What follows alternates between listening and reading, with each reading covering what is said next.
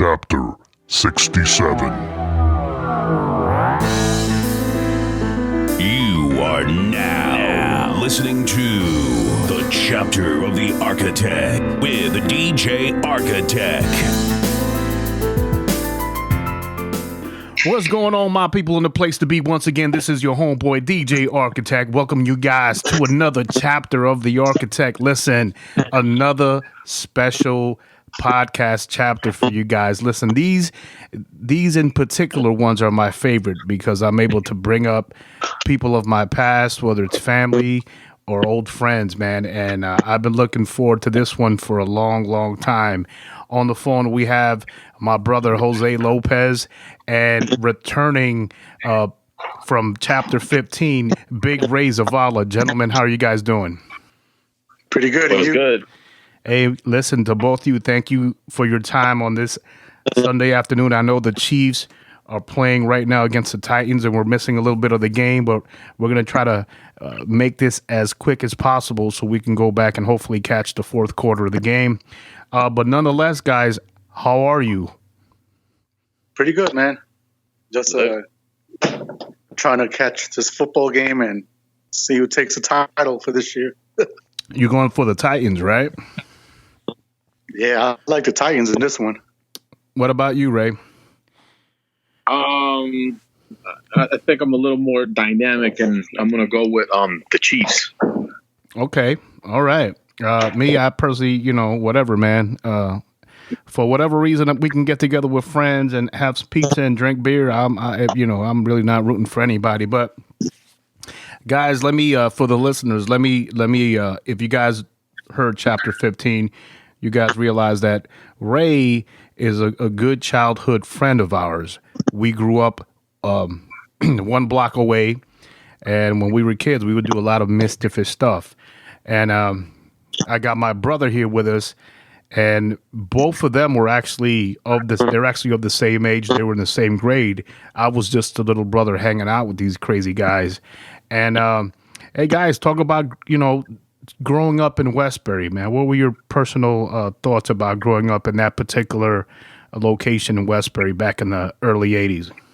Well, as far as for me, I remember going to Park Avenue, and it was kind of hard, man, because growing up, there was just like a few Salvadorians in Westbury, and the majority of them were either whites, like Italians or Polish, and then the other half was black. So then growing up, you had to find like your fit in the school. And I made it through kindergarten. It wasn't a problem. Kindergarten was pretty fun. Especially, remember Mrs. Oliver? Yeah, teacher. Yes, and I think everybody probably had her. Mm-hmm. But I met Ray like in the third grade when I was going to Powell's Lane, and I don't know, we just hit it off, and we introduced to each other. We talked to each other, and he was just like, "Hey, I just live like a block away from you," and from there we just hit it off. I think what was it, Mrs. Bubeck's class, Ray? Yeah, that's exactly class. Wow. Yeah, man, and from that point on, man, it was just fun, man, all the way to high school and past high school. So hey, Ray, we had a lot of good times. Yeah, man. Ray, do you remember meeting my brother in Mrs. Bubeck's class? It's funny, I haven't heard that name in so many years, man. Her name is familiar. It wasn't one of my teachers, but I remember her being a teacher at Powell's Lane. You remember meeting my brother in third grade, Ray? Oh, absolutely, man. I remember the Rough Riders. I remember freaking them snowstorms that we had to walk through. the freaking pimp hanging out in the corner asking for quarters when we were trying to play some video before. I remember trying to run away from Michael Dukes. Hey, that's another name from the past, man. A little bit even further back, Park Avenue, man, they used to beat the shit out of you if you didn't know how to speak English. I remember that shit. Hey, you know what's funny, man? I know probably these guys don't remember us because like when you're Spanish, it's like they kind of like they kind of forget about you, you know. Yeah. But that's when I met Tyrone Rudolph. Was like in Park Avenue, man. Yeah, and but you know what the funny thing was? Like we were like cool, you know. Like I guess like in kindergarten, like all that like crazy bullshit wasn't in there. You know what I mean? Like It didn't matter. everything was just about fun and just going to class and stuff like that. Yeah, and having fun, man. You know, it's funny you say that because there were certain individuals I was cool with in kindergarten, and you could, see the class photographs, and we used to be cool. But as you went on into elementary school, man, I don't know, or junior high, I don't know what the hell happened, but all of a sudden, man, they end up becoming bullies or some crap, and you're no longer friends. You know what I mean? Like, it's funny how life has those twists and turns, man. Yeah, I think everybody just is starting to find themselves, and you take like different roads, you know. So yeah, man. I don't know. I remember the first time it hit me, and it was this kid. His nickname was Munchie. For whatever reason, his real name escapes me, but we were probably in first grade together, and I remember him writing on a piece of paper SHIT, right? So, I just came from El Salvador, so I'm going to ESL. I'm barely understanding English, but they've already taught me how to, pronounce the letters, right? So I'm like,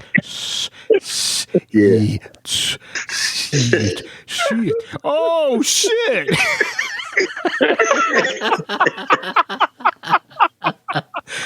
And I knew what it meant, and for the first time, like I had seen a curse word, man. I was like, "Oh shit, this is taboo," But you're so young and innocent at that time, But yeah, man, definitely, man. I was going back into my mental Rolodex, and I'm gonna bring up a story, guys. That it's a good one.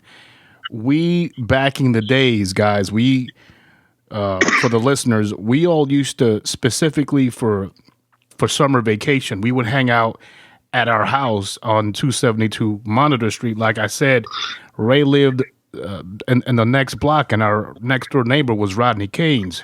This particular day, it was us, it was the twins, Jimmy and William, and Gennaro, our Italian friend, was still living, adjacent to us, right? So, excuse me. So we pull all our money together. We got to remember, nobody had a job, but we all had like, $5 here, $6 there. So we do this smorgasbord, this buffet. We send the twins to go get a pizza. We get some chicken nuggets. We grab some macaroni and cheese, some Doritos, and this huge, delicious buffet smorgasbord we're about to enjoy. And Ray, you bought soda. You bought a couple bottles of 99-cent cola. I remember that. And we're sitting there. We got the spread at the dinner table. And it's, it's like 11 o'clock, 12 o'clock in the afternoon, guys. Our parents are at work. It's just us kids. And Gennaro, right as Ray is taking a sip out of his soda, Gennaro says, "Yeah, Lashito."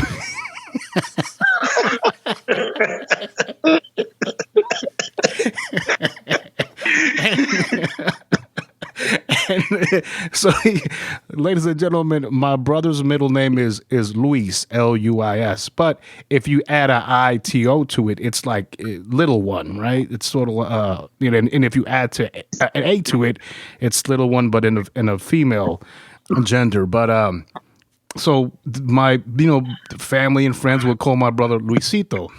And for whatever reason, Gennaro was trying to be slick, and he calls him Lashito. And in mid swing, as Ray is dumping cola down his throat, he starts to crack up and sprays the entire fucking spread of food with his cola out of his mouth. And we're pissed, man. We are pissed. He's the only one that's cracking up. And we're like, what the fuck? We threw all the food out, man. And yeah, we kicked him out.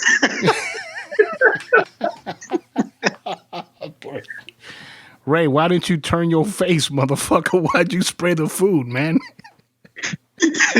First first things first. Yeah, we can laugh at that shit now, but that shit was a setup. Because I was freaking, I minded my business, drinking some fucking soda, and this motherfucker come out with fucking stupid ass joke, and I couldn't control it, man. And look, to this day, I still feel horrible that that shit happened. But I'm gonna let y'all know that it wasn't specific to that time. There was another time which was even more embarrassing, which was at a company function, and this asshole starts fucking making jokes, and I'm fucking drinking wine or something. I forgot what the hell I was drinking. And that shit cracked me up, and I did the same thing in front of fucking When was this? Oh man, this is like later on in life, man. This is like I'm already a grown man and shit. Hey, whatever happened to what is it, Geronimo? Yeah, Gennaro.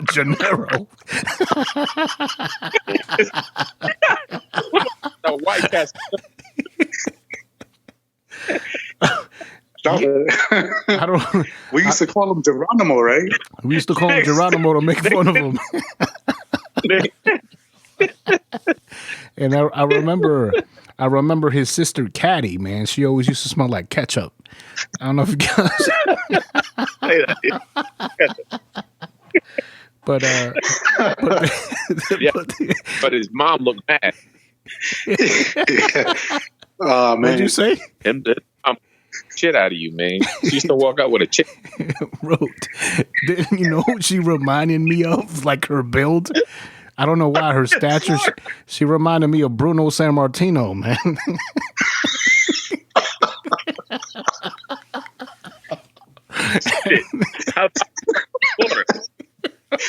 Oh man. Oh, I felt bad for them, man, because think about like who they were surrounded. They were like, "Damn, man, we're the last Italian family left on the block." Hey. He used to be outside all the time, right? Yeah, I remember his dad was like that old school Italian, could barely speak English. He used to walk around with no shirts. Hey, man, let me tell you what some fucked up shit was, man. Is that our dad, fucking imbecile that he is, he builds a dog, like a dog house with a fence, catty cornered adjacent to their fence. So every time that they would walk out, they would smell the dog shit, man. Fucking savage. And there's these like little strips of like plastic protectors that you put in the rings of the fence, man, to try to, and I guess they put one day that thing was up, and I guess they got tired of the smell, and they was like, God damn it, and they put that on the fence. But yeah, man, I feel bad for them. Imagine cooking your sausage and peppers out there with that smell. Oh man, and that shit in your fucking throat. Nah, man. Hey, man, talk about hitting the throat. Hey, Jose, remember back in the days when we was kids and we used to have spitball fights? Yeah. Hey Ray, there was this one time, right, with me, Rodney, and my brother, and we having spitball fights, right? And Rodney must have said something stupid, man, because my brother, I know what it was. Jose, you had hit Rodney in the forehead with a spitball, and it had stuck.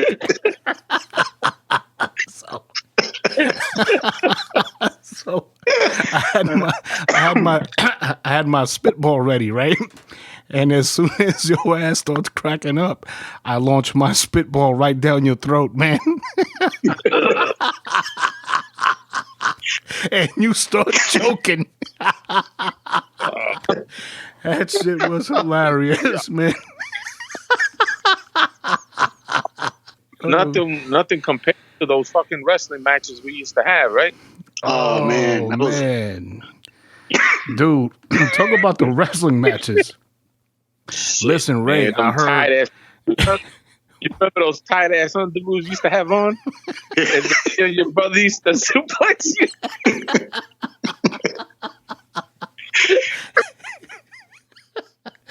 Oh, yo, hey, I remember that. Go ahead, Jose. I remember the worst one was it was my birthday, and remember we were upstairs wrestling, and then it was who was there with us? It was Ray, you, and then was it Tough Guy? It might have been Tough Guy. Or was it Nesla? Might have been Nesla too. I think it might have been Nesla. Yo, And, to this day, what happened? Because I know fucking El Toro must have been pissed, so he was rolling down the middle of that fucking bed. Because remember, we tried to fix it before we left, and that shit kept fucking falling off. Oh, you talking about? Oh man, so Yeah. Go ahead. I think Jose. after you guys left, my brother started to have a temperature, and he couldn't hold on to the pain anymore. He was holding on to his shoulder. Hey, hold on, man. Yeah. Let's backtrack. We hold on. Let's backtrack. That was all day? Hold on. Yeah. Let's backtrack. Let's tell the story. Let's start from the beginning. Guys, we were wrestling, and it was like 12 o'clock in the afternoon. And I used to like Ricky the Dragon Steamboat and Macho Man Randy Savage. Now, keep in mind, these guys are, 3 years older than me, man. And I weighed like shit, 90 pounds at the time. And Yeah, this he fucking was skinny. You sure could fly though.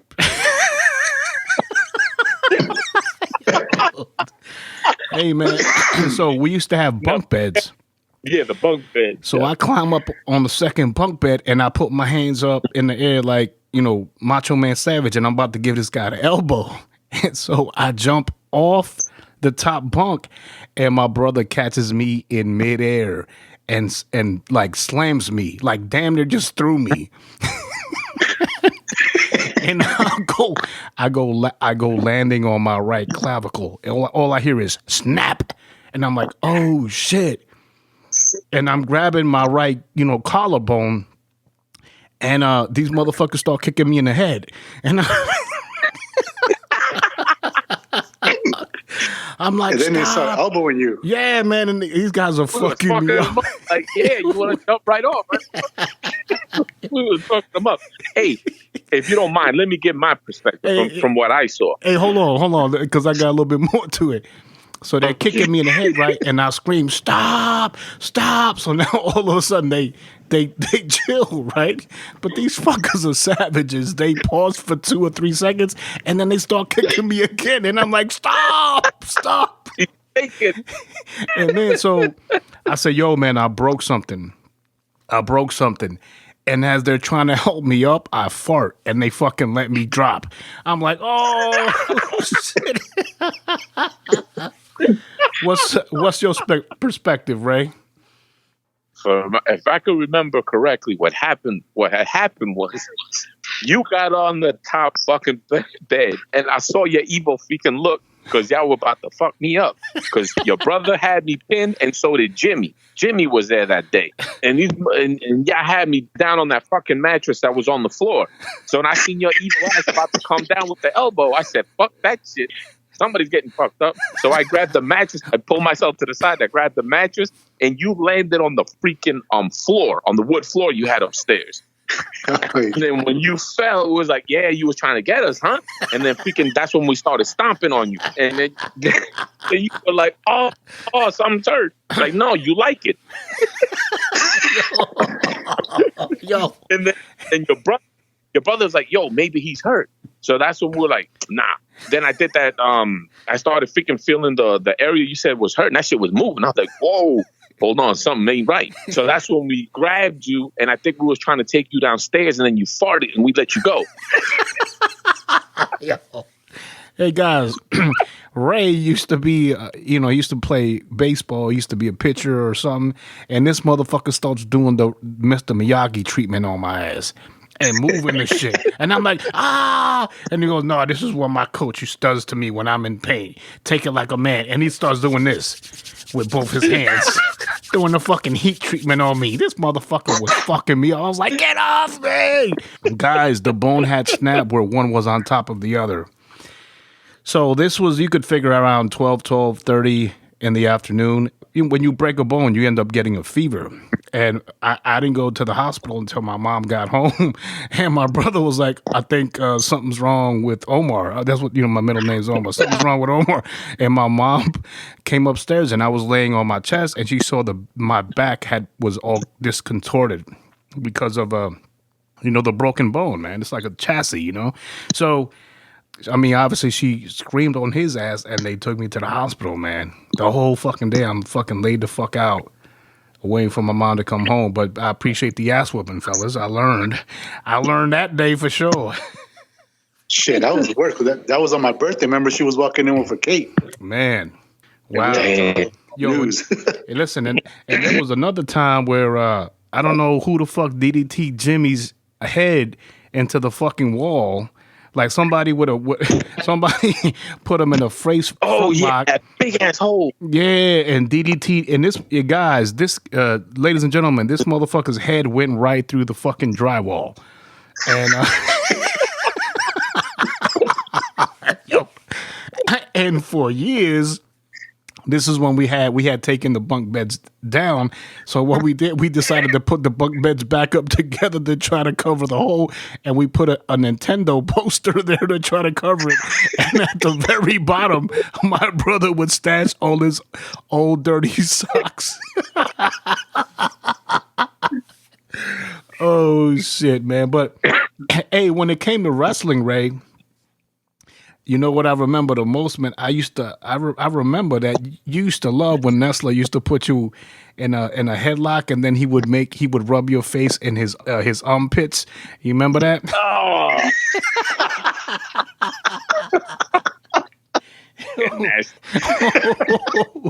or did you like it more when he used to bite you in your face?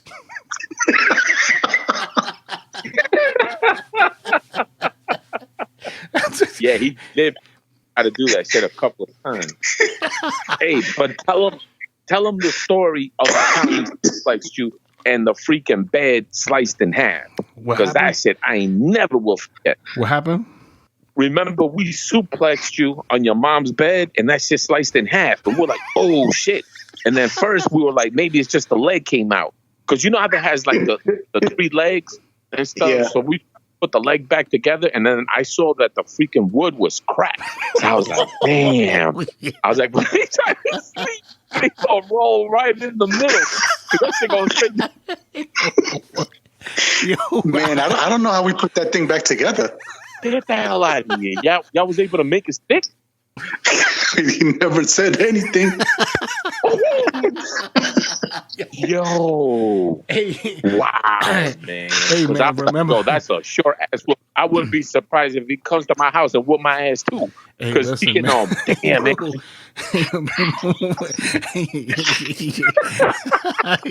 Yeah, it's all fun and games. We were giggling, and this motherfucker was freaking scared when we suplexed his ass. Like, yeah, we got him. And all of a sudden, that shit said crack. I was like, oh shit, something happened. Kind of. Hey, Jose. Speaking of which, you remember that time we went up to Queens? And we freaking went to go sit on that lady's couch, and that shit sliced in the middle of fucking back. That man was mad. He was like, I told not to put these fat motherfuckers in.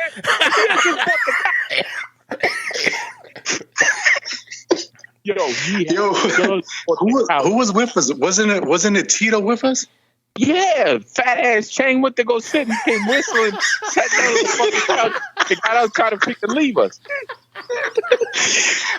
You and I sat first, and then as soon as Chang said, because me and you the sides, and that fat ass sat in the middle, and that shit sliced right down the middle. Oh man! Oh shit! Yeah, man, it was like a party, right? And then everybody just turned around and looked at us, looking at us, man. Yeah. That motherfucker threw us out. Yeah. Get the fuck out. I would too, man. You motherfuckers broke his furniture, man. He just bought that furniture. Oh shit, man. Jose said, "Damn fat ass."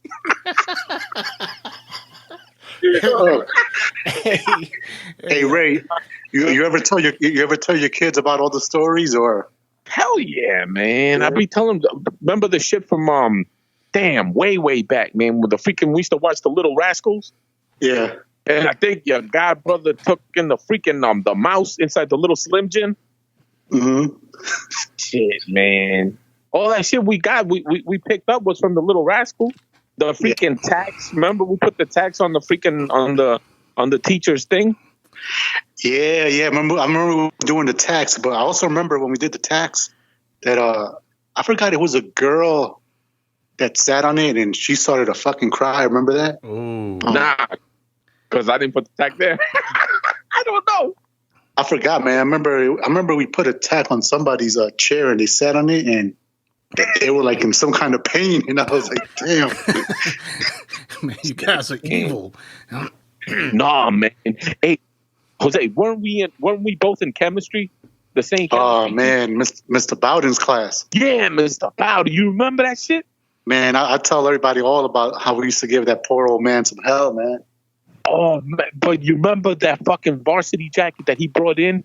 And you know, somebody thought it was fucking water, so they put it in there and left the cap a little bit open so that way it would spill. And that shit you put that acid in there. I don't know what put acid in that man's jacket. You put that acid in that old man's jacket, and the next day he came in and he put his hand through the jacket, the pocket. He was mad as fuck. Like, damn. He's like, he had that shit since college. And that old man must have been like 80 years old, man. He had a big ass hole. Hey, I'm surprised he didn't ever call like a heart attack or something, man, because we used to give him some hell, man. Remember we took his fucking remember Frederick Fighter's fish?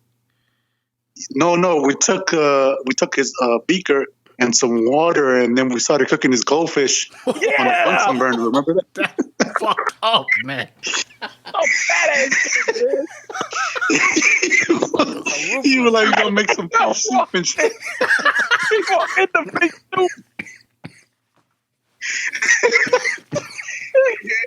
Make the fish soup for him, man. Oh shit! Wow, man. You guys are crazy, man. Oh man. Oh man! At the end, man, he wasn't putting up with our crap. He got mad, and I think one time we were wrestling. Remember what was the name of the Chinese dude? Yeah. It was me, him, and we were wrestling on top of the tables, man. And he just had enough. He was like, "Hey, you need to go to the principal's office." And I was like, "Oh crap!" What are you doing wrestling in class on a table, man? You're fucking savage.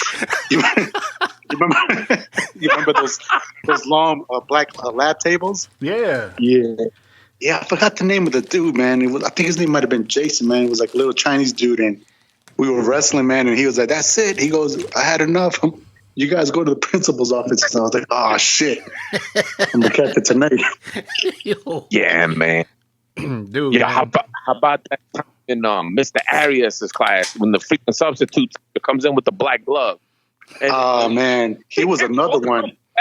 Brown. Well, you know what? A lot of the time he had it coming to him because always to talk about, "Oh man, I'm from the Bronx. I'm from the Bronx." So I think we got tired of hearing this shit. So we used to give it to him too. Yeah, bad news, fucking Brown, and we fucking started laughing, and then that dude looked like Jimmy in the back. Fucking guy in the back looked like Jimmy.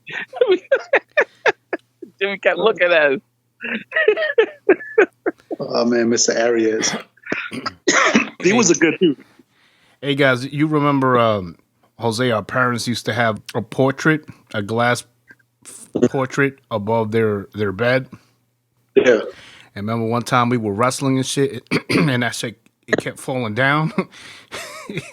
That shit kept falling down. I don't know what happened, right? But luckily, the glass didn't break. But so we ended up putting it back up, and it stayed. And then when your fat ass pops came home, laid down on the bed, that shit fell right on top of his head, and the glass broke on his head.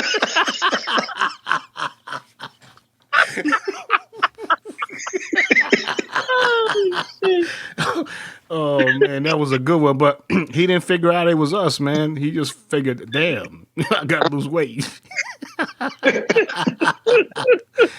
Oh shit, man. Hey man, I think growing up, like Crazy Glue was one of our best friends, man, because my mom used to have a bunch of figurines, and once in a while we would have to glue them together, man. Oh man. Hey Ray, well, Tito was supposed to be here on the podcast with us today. We'll catch him at another date with a group podcast, but he was working, so he couldn't unfortunately make it. But listen, man, there was an incident that you guys went through, and I've always been curious about it, man. There was a car accident where you guys were working at the movie theater, and you guys were on break, and you and him, you went to McDonald's, and then there was a car accident. Now you said that once the car accident happened and after the impact, you said Tito looked at you and then he slammed his head into the dashboard to make his injuries seem far worse than where they were. And then I think Tito might have said, "Well, what about you? They put your fat ass in that stretcher and in that ambulance, and also now look, and you have the McDonald's bag in your hand."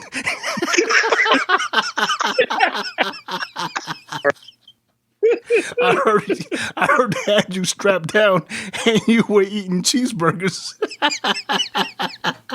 Yeah, I ain't gonna lie. Shit, yeah, I just came from McDonald's. This motherfucker decides to make us crash because I saw it coming, man. Not for nothing. If I wouldn't have seen it coming and I would have let it hit me the way, the way it would have hit me, it would have fucked me up. Because once you saw that car, he had a Toyota Celica. You remember the Celica back in the day? Yeah, the blue one, right? Yeah. That shit was tiny, man. And then what hit us? You remember those old school Cadillacs, the Bromes? Yeah. Oh, those shits are like, yeah, exactly. That shit nailed it. Look, my side was gone practically. The door was gone. The wheel gone. He blew that shit out, man. Because the dude, what happened was there was like the Ryder trucks, like the yellow trucks. Yeah. And the dude it was him and a little girl in the front. And he goes around the freaking, it was on the way to St. Bridget's, as a matter of fact. And that's a one-way lane. But this dude decides to be slick and go around the freaking truck, but he went around the truck's blind side. So he didn't see Chang making a left at like 2 miles an hour. So, yeah, man, because it's like if he would have made a regular left turn in front of the truck, going regular speed, like say 10 miles an hour, if he would have hit us, it would have been towards the back. But this motherfucker taking a sweet time like he was setting me up, man. So he starts making the freaking thing. The dude was taking off to cut around the freaking truck. He didn't see us. Bam, blasted us. Wow. And then I foresaw it in my head. I don't know what it was, but I foresaw it in my head. So I grabbed, those things, the handles inside the cabin. Yeah. That's so on I the grabbed roof. it, driver's side, even though I was in the passenger side, because I mean, this shit about to fuck me up. So I grabbed this shit and I pulled myself. So that shit came and it blasted it. When we got out, right, the freaking ambulance came and he was like, your side is fucked up, but his side ain't fucked up. How come he's all fucked up? And I was like, okay. But what really had happened was once, when you get hit or whatever, you black out for a little bit. So when you come back to your senses, I'm looking around, shit is broken everywhere and stuff. And I look at this nigga, man, and this nigga all bloodied up. He's like, damn, they just fucked up my car. And he freaking slammed his face into the fucking steering wheel. I'm like, damn, what are you trying to do? Something, he hit us. We good. So, the people pulled this out, and then the ambulance was coming. I had the freaking bag of cheeseburgers with me. So I was like, I'm hungry. So I had to sit on the side, and they were like, you can't eat, you can't. And I was like, what you mean I can't eat? I bought them. And he's like, nah, you can't eat. So then the ambulance came and everything. The dude grabbed me up, strapped me up. I was like, yo, let me get them fucking burgers, man. I'm hungry. They don't let you eat shit. He took the damn burgers and he ate it himself. Hey guys, hey man, whatever happened to fucking the Rebel? That's a good question. Bro, do you remember fucking back in the days, man? This motherfucker, he would rock a ninja costume in broad daylight. And then it wasn't even close to Halloween. This motherfucker would be walking through the neighborhood like he was Spider-Man and was going to uphold the law. He lucky he ain't get his ass whooped, man. What was wrong with that dude, man? You know, like now that I'm grown up, man, like I look back and take a look at some of the people we grew up with, and even just like the people in the neighborhood, and you're like, damn, man, like some of these people were crazy, man. Like you pointed out, like him walking around during the day with a ninja suit, you know? Yeah, man. Like, what the fuck are you thinking, dog? You gonna get your ass whooped. Yeah, around in the neighborhood, you're gonna get your ass whooped, or somebody's gonna try to test you. But I give it to him. I don't know what happened to him. Yeah, me neither, man. Funny you should say that because, like, 2 weeks ago, we went to a party at my sister's house and stuff, and one of the guys that was there used to live where the Rebel lived upstairs. So he was talking about people that were there and stuff like that, but he's like, nah, man, they left. Because he passed away. His father was the big fat guy. He was a mechanic. But he passed away because he had a yeah, and then his name was Andy, wasn't it? Andy, exactly. Yeah, that's exactly what it is. But yeah, and your brother's right. We had some strange ass people that lived in our neighborhood. I know. Yeah, I must have seen the freaking the palm tree. That freaking skinny dude that used to walk around swaying his ass back and forth, like in the middle of the morning too. You know what I'm talking about?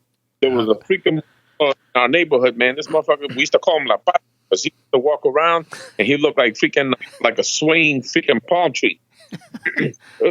It was just crazy people in our neighborhood, man. Hey, what about the Korean tiger? Oh, he died, man.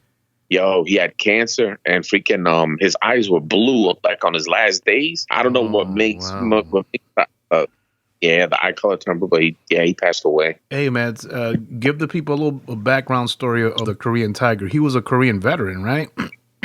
Yeah, Korean veteran, man. He showed me, man. He had a machete marks on his legs. Some of the fight, like hand-to-hand combat or something. But yeah, man. Don Miguel, yeah. I give it to him, man. Right. So there's a story for you, right? So my uncles, you know, Salvadoran, sometimes don't know how to act, and freaking they were outside drinking, you know, among probably other things, and they started, you know, saying the N-word to some morenos that were walking by. And apparently there were a crew or something like that. So the next thing you know, it's a crew of like 20 of them against my uncle and one of his friends. And they freaking slapping my uncle in the face and shit, you know. Shit got real, man. And I remember seeing it from the corners. I was still maybe 11, maybe 12 or whatever. The Korean tiger came out with no freaking with no shirt on, freaking swinging a fucking chain. I'm talking about a chain on a truck, swinging that shit like he on man. Fuck that. Who wants to fuck? He had some balls on him. Let me tell you, he ain't give a fuck.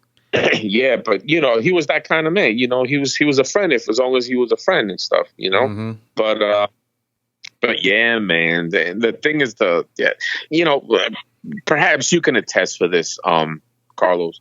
But you know, when people see combat and stuff like that, man, it does things to you. So, you know, that's really what it was with him. He was drinking. He was a heavy drinker. He would drink that Georgie's and stuff. And he would drink that like it was water. That's another thing that I have on you. So I remember he used to hide that shit in the back of the garage, right? So just to fuck with him one day, what I did was I dumped it out and I freaking put water in there. That motherfucker, he was mad as fuck when he said that shit. Oh, no, man. He was pissed off. He wanted to go tell my pop. My pop came out, cursed me out, like, why you fucking dumping shit, man? Put water in there, man. Dude, I think it was for homecoming, man. And we was in Westbury High School, man. A couple of us, Rick, my man Ricardo, like a bunch of us, man. KT, Kevin Thomas, and we're at the dance at high school, man. And one of our good old buddies, man. Well, you know, we were cool, but we weren't very close. And he's got a 40, man. And he goes, yo, man, hey, hide this for me. I'm going to go in real quick. I'm going to check up and see what's going on. I'll come back outside. And so we all started pissing. We dumped out half of the 40. We all started pissing in the 40, man.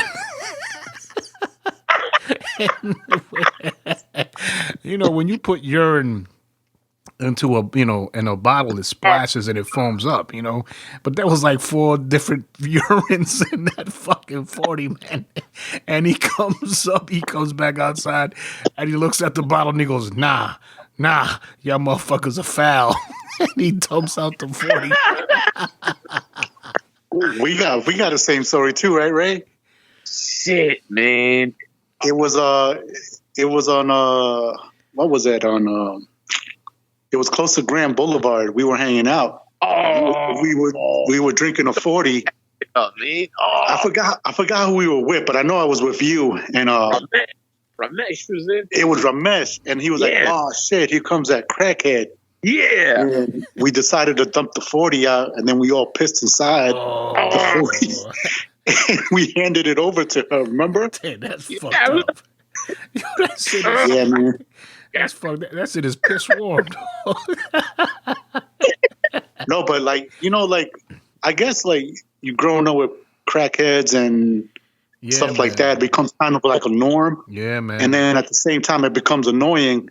And every time you're trying to hang out, have a good time, they always want like, you know, something to drink or something like that. Right, so, man, I remember how bad it was, man. And this was in junior high, stepping on fucking crack vials with the red tops.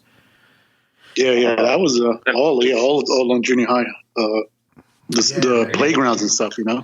Hey Ray, you and we're gonna go back to the last, man, but I remember shit. One time you got jumped, and I think they tried to steal your jacket. They fucking beat you with a pipe, right? What happened?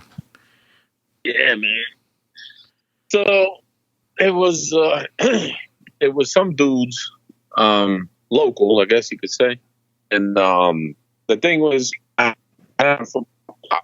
so it was January. It was around that time, New York. You know, after it snows over, you know, I should turn into ice. Mm. So in a way, it's my fault though, because I should, you know, but you get that spidey sense, man, and that should be like, oh, something. But I was like, nah, they ain't gonna mess with me. They ain't gonna mess with me. I can hear them. I can hear them coming down Roman Avenue. Mm. So I said, I'm gonna take a shortcut that used to be over there by. You remember there used to be a candy store, Jose? Yeah, I remember the candy store. It was the factory. Yeah, the factory. And remember there was a little hallway in between that would take you to what's the name's house? To the ninja dude. Yeah. Mauricio? Yeah. So as a matter of fact, that's where I was going, to Mauricio's house. So I was like, I'm gonna cut through there. They probably don't know about that spot. I'll be fine. Bullshit, man. I went through that spot. Next thing you know, I heard some Shaka Zulu shit, man.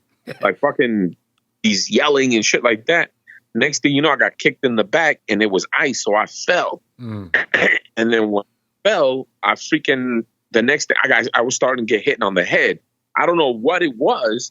Then all of a sudden I was blacking. I was going in and out of consciousness. And when I woke up, there was this fat motherfucker on top of me, man, fucking laughing, you know, searching me and stuff like that. Which the only thing I had was a Walkman that my mom was going to send to my grandmother, but I wanted to sport it, I guess, you know. So that's what they got from me and stuff. And then later on, I came to find out that what they were using was a sock full of batteries. Oh, no shit. Damn. And yeah, man. Hey, man. By the grace of God, something was hot on my face. And then, you know, it starts running down. I started going back to the house. And then, you know, I feel hotness just coming down my face. And then when my mom opened the door and stuff, and she saw me, she started wilding out and stuff like that. But they didn't even take me to the hospital or nothing. I just, fuck it. I still got to knock my head for that shit. But Our neighborhood was pretty dangerous, man. You know, one of the earliest memories that I have, and Jose, you can you can empathize with this. I believe, man, was an early Sunday morning, man, and Yeah. what was the guy who used to sell firecrackers? Ray, he lived like 2 blocks home William. away from you. William, Talking about. right? William Rivera. Yeah, William Yeah. would, guys, ladies and gentlemen, William would sell, he would go to Chinatown in Manhattan and he would, for 4th of July, he would come through with 100 firecracker mats, Roman candles, whistlers, whistling Mexican jumping beans, like all type of shit, man. And he would sell it to the cats in the neighborhood. You know, I mean, of course that was illegal at that time, but everybody went to him. My parents was like, yo, here's $40. Go get your guys some firecrackers from William. It was a Sunday morning, and William's mom is early in the morning, guys. William's mom is banging on our door, bawling and crying and howling, man. My mom and my dad go downstairs. They open up the front door. She's crying, man. Her eldest son, which is William's older brother, had just got stabbed. There was a social club right around where those delis were, right? The Greek delis. Yeah, it was like a Union, pool hall. on Union. Yeah, it was like a pool hall. And he ended up getting stabbed, and he was able to make it home. And stabbed it several times, and he was able to make it home, and he dropped and passed away at the door of his parents' home. And I remember she was distraught, and she woke all of us up. It might have been like 6:30 in the morning, 6 o'clock. And yeah, it was early Sunday morning. yeah, man, and that memory was shit. It was ingrained in my mind forever, man. Like how dangerous. I mean, and this pool hall, guys, was right next to the grocery, the bodega, where we would pick up Goya cans of beans. And, how many times did we traverse through those areas, guys? 3-4 times a day to get fucking, sugar daddies, Jamaican beef patties, quarter waters. I remember as a kid, man, like going to the stores, and there'll be like, I guess, like a caretaker washing away somebody's blood. And that was like the normal, Yeah.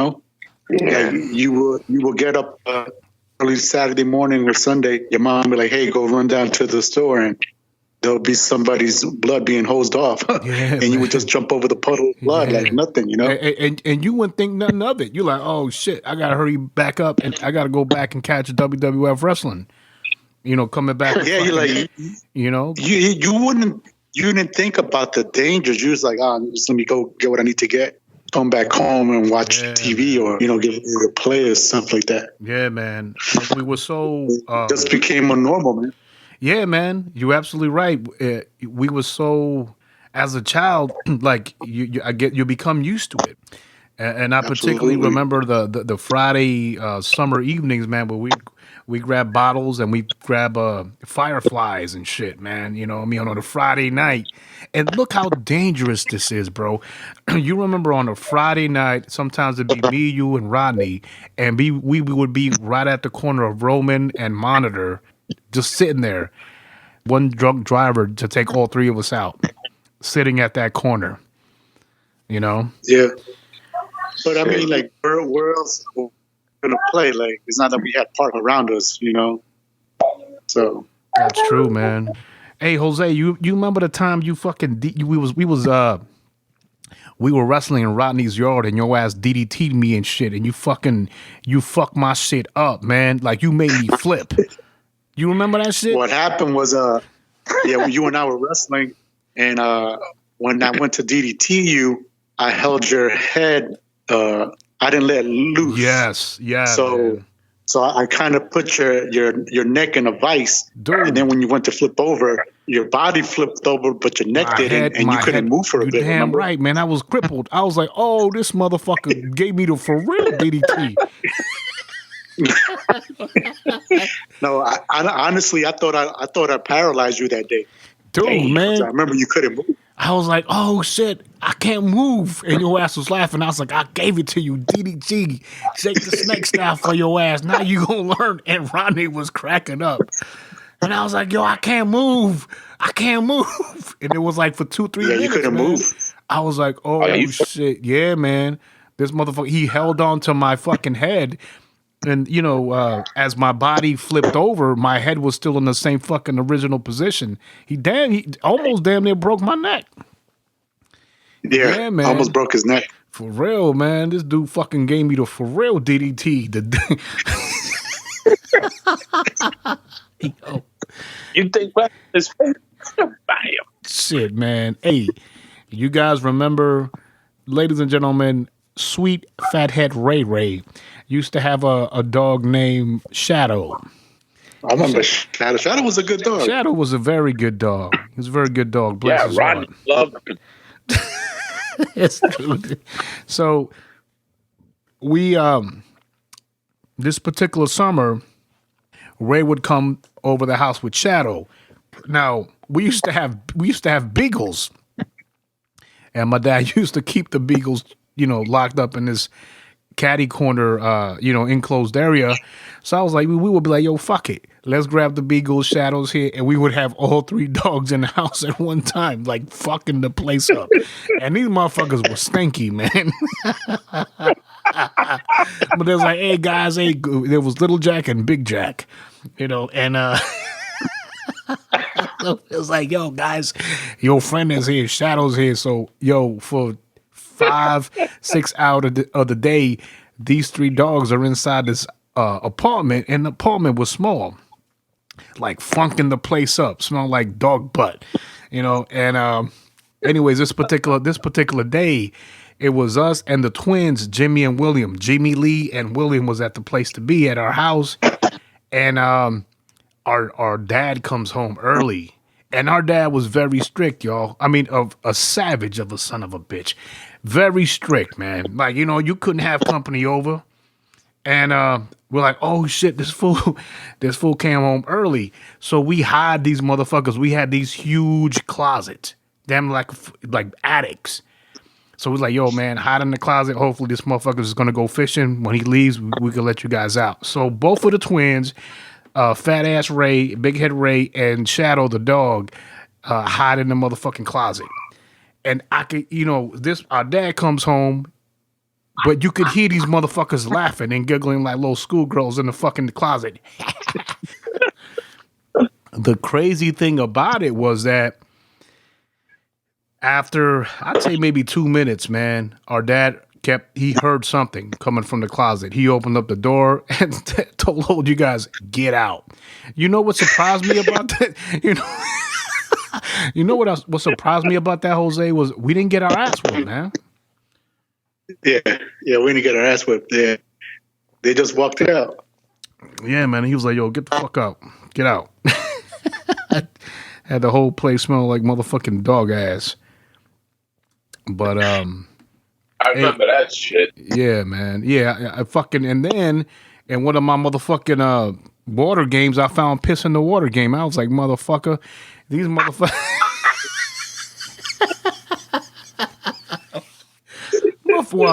You know what?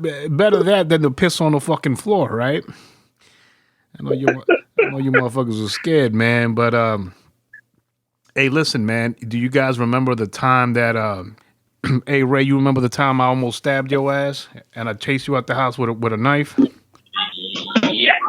Yeah, well, you were protecting your brother. All right, so the story was we were horsing around outside, and I think it was your brother and you, or just your brother, was chasing me, and then there was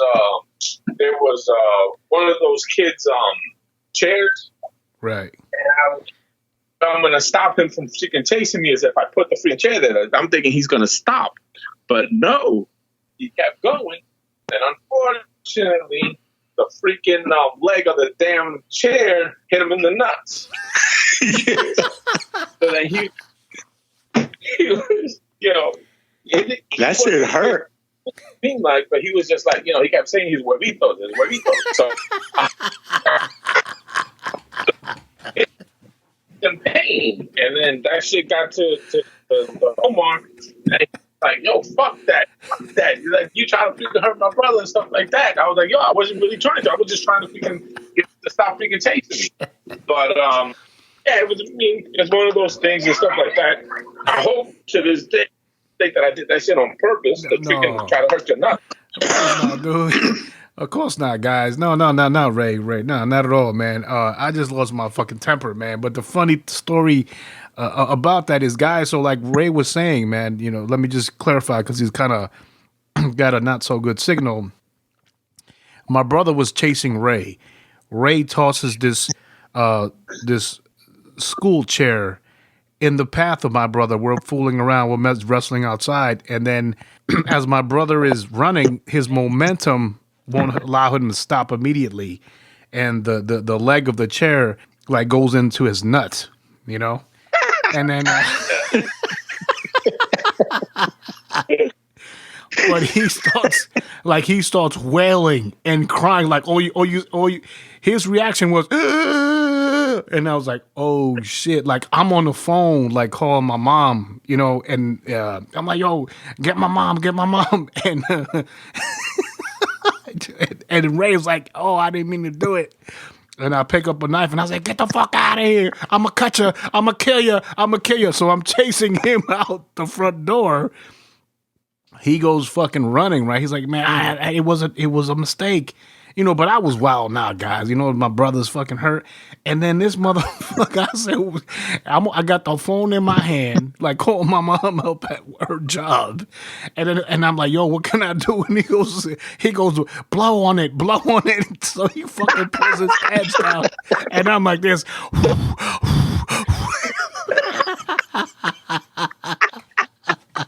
Yo, that shit hurt that day, man. It took my breath away.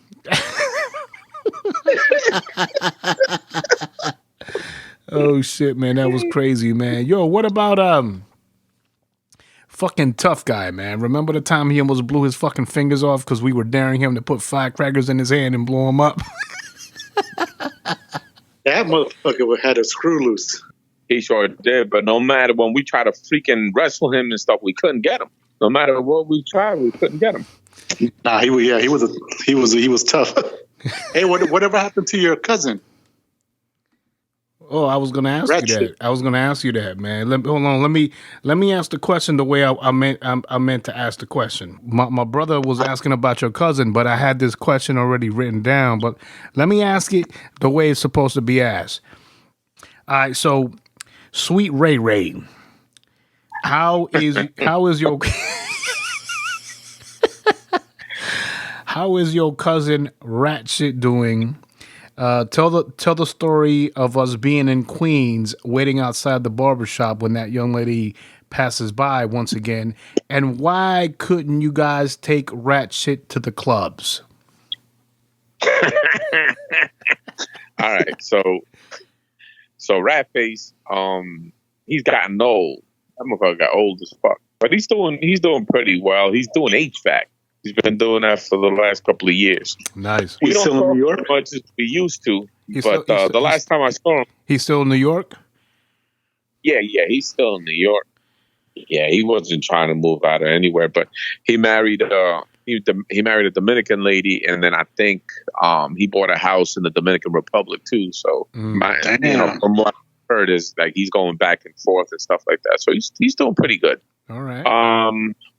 Yeah, so Ratface, he came from LA, right? He came from LA and he had the hockey player haircut when he hit New York. And he used to make fun of us, talking about that we look like some Indians from the Amazon and shit with our haircut around the freaking.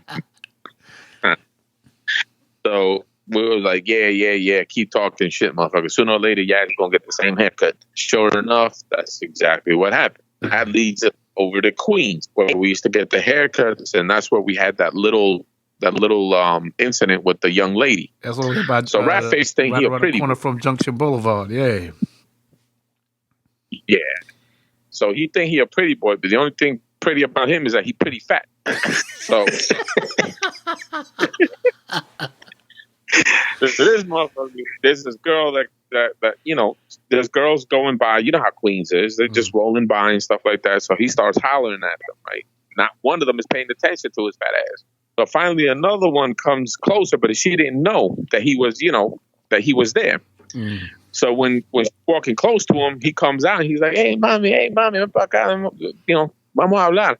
And she looks at him, and then she starts walking a little faster. So he looks at her and he says, ¿Por qué te vas tan rápido, mami? Te estás cagando.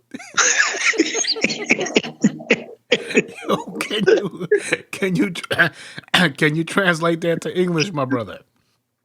Yeah, so he's pretty much telling the girl, hey, hey, baby, come here. Let me talk to you for a minute. And she looks at him and she keeps freaking, and she starts moving a little bit faster to get away from him. And then he tries to freaking play it off like he got this. And he's like, hey, baby, what's wrong? You got to go take a shit?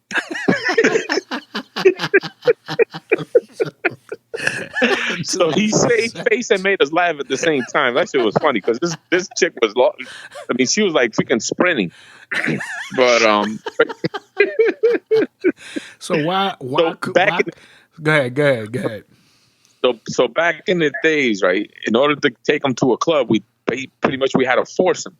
So this motherfucker used to be we got a story to tell about this, Jose. Let me see if you remember this one. So we used to go to his fucking apartment that was full of roaches, and we used to go get him out, right? And then sometimes we used to have to grab him and fucking literally, like 3 of us used to grab him and take him out. And he used to be bitching about he had to get up in the morning to go to work. We was like, yeah, fuck that. By 3 o'clock in the morning, he was like, damn, this was the best time I ever hung out. Fucking line, motherfucker. So we used to take him, and then at that time, 42nd Street was still the 42nd Street. Right, the Deuce. So, and at the time, he was with this girl that he had brought down from L.A. Anyway, we go to 42nd Street, and we stopped in one of those novelty shops. Mm-hmm. And there's a freaking Indian dude in there talking about, hey, I got the best chocolate. Fucking chocolate. Chocolate and novelty, an adult novelty store. And he's like, no, the best chocolate. He's like, you put it on your... And then, oh, good girl. She love you all night long. Right? For that, yeah. So, yeah, that dude was like, it doesn't matter if you got all this money. If you can't go all night long, they're going to leave you. Yeah. So he was gassing his motherfucker, man, the whole night. So finally he got him to buy this fucking bar of chocolate. I think it was like, what, $2 maybe? Yeah, it was something that you would rub on your penis, something like that, right? Yeah. You're only supposed to do 2 swabs. This motherfucker did like 20.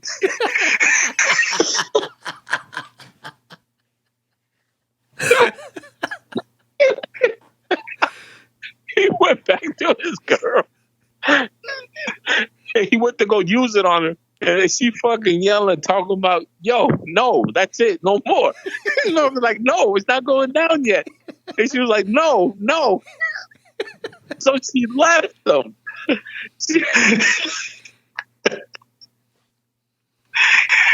Yeah, man, yeah. I think that it was some kind of like, it was like numb your head or something, remember? Oh, this motherfucker, he told him, man. He's like, yo, 2 times, that's it. This motherfucker said, fuck that shit. I'm going to put it on her. Hey, man, so why'd you guys stop taking this boy to the club, man? What happened? Because he wanted to go out almost every night, right? Something like that. That, and then do you remember the time that we took him to the spot in Long Beach? Where, Paradise? Oh, yeah. He was taking pictures of her. Yeah, that nasty motherfucker. And then freaking le puso los dedos and stuff. And the girl was like, because remember, I think it was Alicia's brother. You remember? He fucking smelled it. Wait, wasn't it with the girl? The girl was drunk.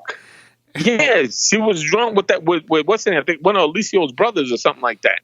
And then he had pinned up against the thing, and she was wide open, and this motherfucker just came out of nowhere. Like, yo, the dude could have freaking swung on him, but he didn't. But he freaking went, freaking swabbed his freaking hands and smelt it after. Like, all I remember him saying was broccoli.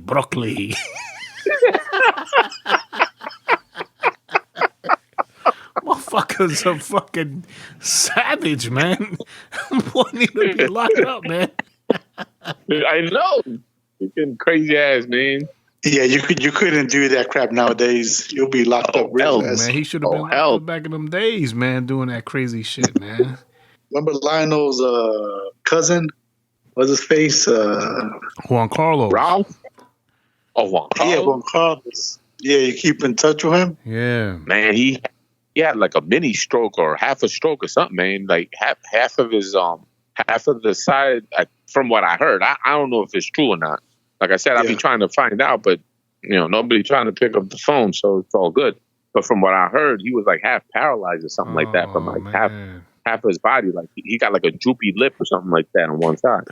No, man. Shit. That dude was always kind to me, man. I remember I was the youngest one, nowhere close to his age, man, but he was always kind to me, man. Yeah. Yeah, no, he was a good dude, man. It's just, I guess life happens or whatever. And I mean, again, I don't know for sure because I haven't seen him and I haven't spoken to him. But that's what I heard. The whispers from out of Westbury still. Like that he was, It could have been worse, I guess you could say. But of course, there's going to be an impact whenever you have a stroke. Yeah. Right. Yeah, man. Now, hey, man, going back to you guys' elementary days, man. Whatever happened to Nicky Bird Sausage, man? Oh, the last time I saw Nicky Bird Sausage, he was in you remember that club called Tricks?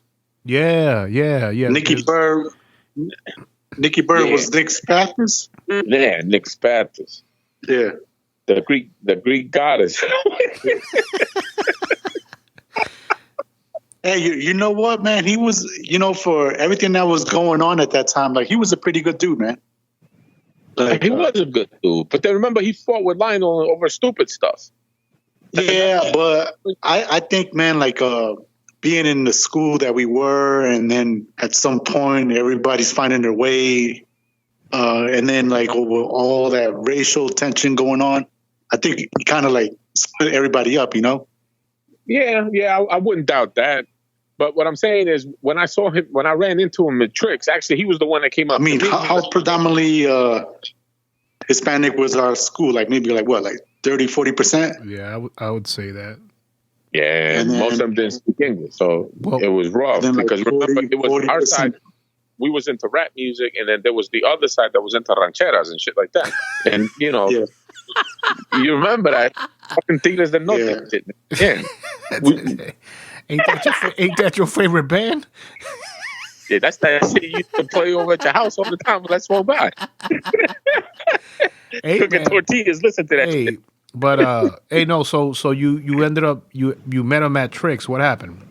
Yeah. So he came up to me. He's like, "Hey," I was like, "Oh shit, Nick." I was like, "Yo, what's going on, man?" He's like, "Yo, man." He's like, "Yo, man, look."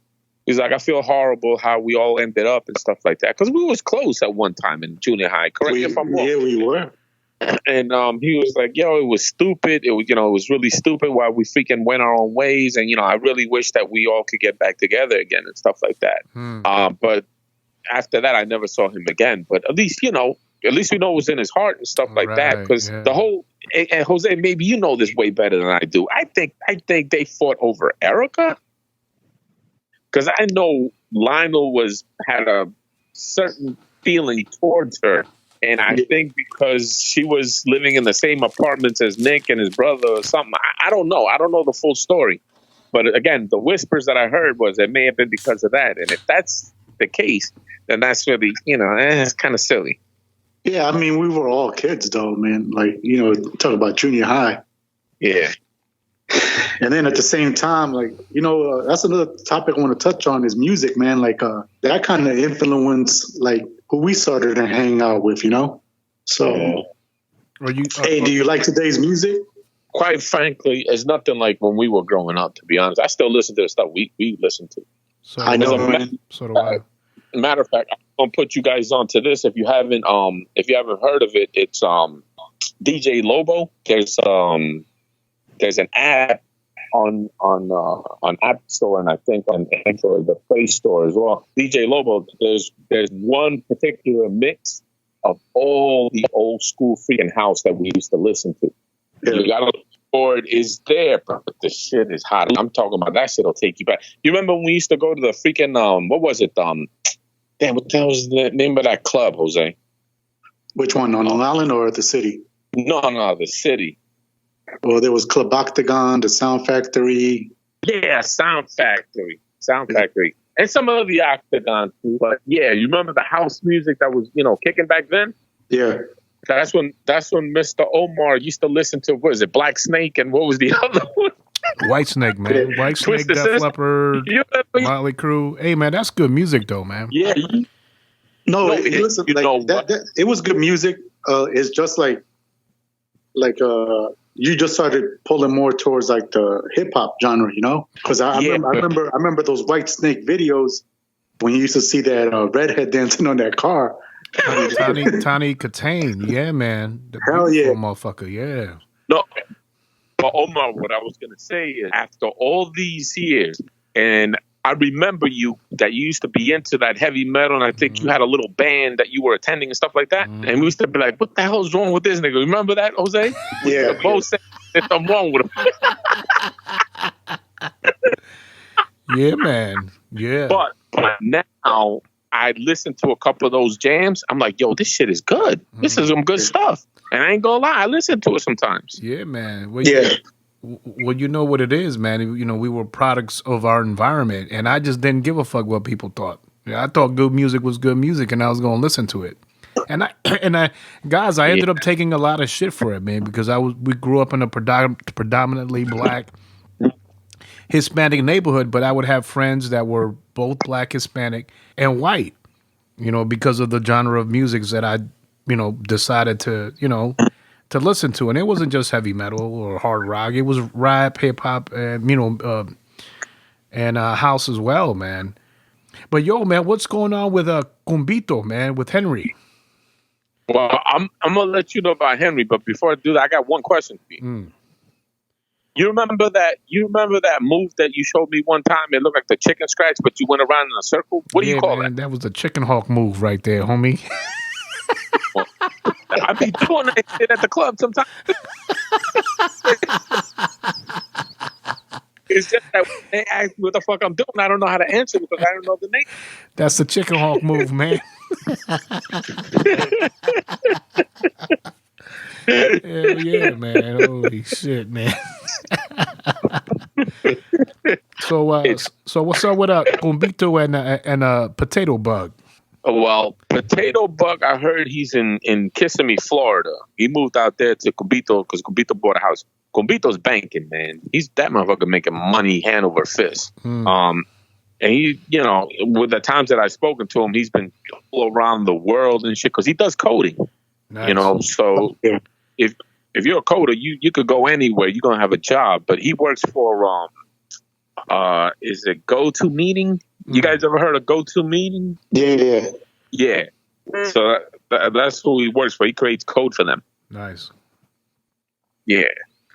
So he was doing good and shit. But one of the freaking memories that I have with Cumbito was that time that we went to Lionel's house, or Lionel's ex-wife's house, and fucking somebody locked the door when I was playing the freaking fucking Vanilla Ice. Ice, baby.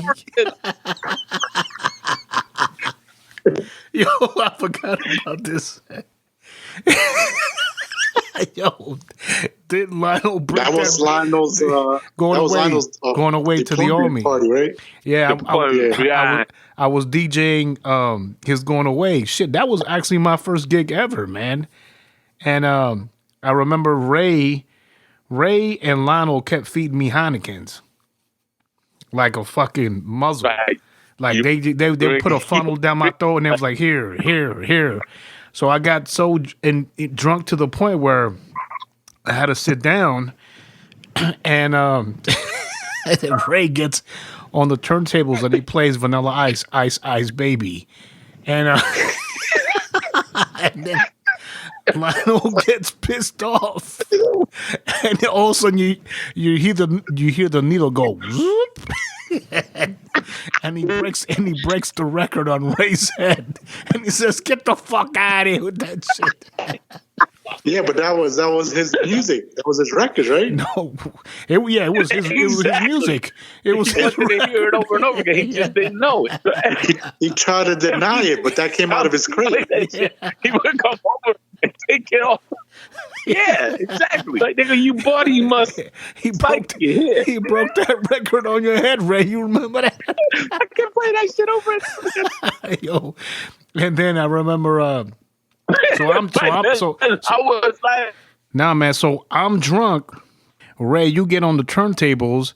I'm damn near passed out. I'm like throwing up, yakking, and all of a sudden, you start playing some hype music, and then Lionel starts doing push-ups, and then Combito grabs there was a aluminum tray of popcorn, and Combito grabs it and he smashes the tray on his head.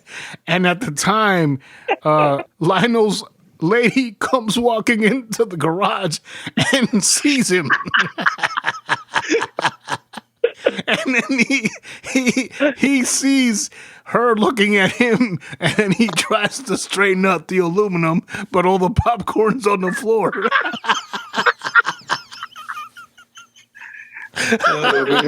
And then I end up throwing up on myself, and then Lionel's like, "Oh, come on, I'm gonna give you a shower," and I'm like, "Oh, hell no, get off me!" And he sticks me in the shower with I got my clothes on and shit. Oh man!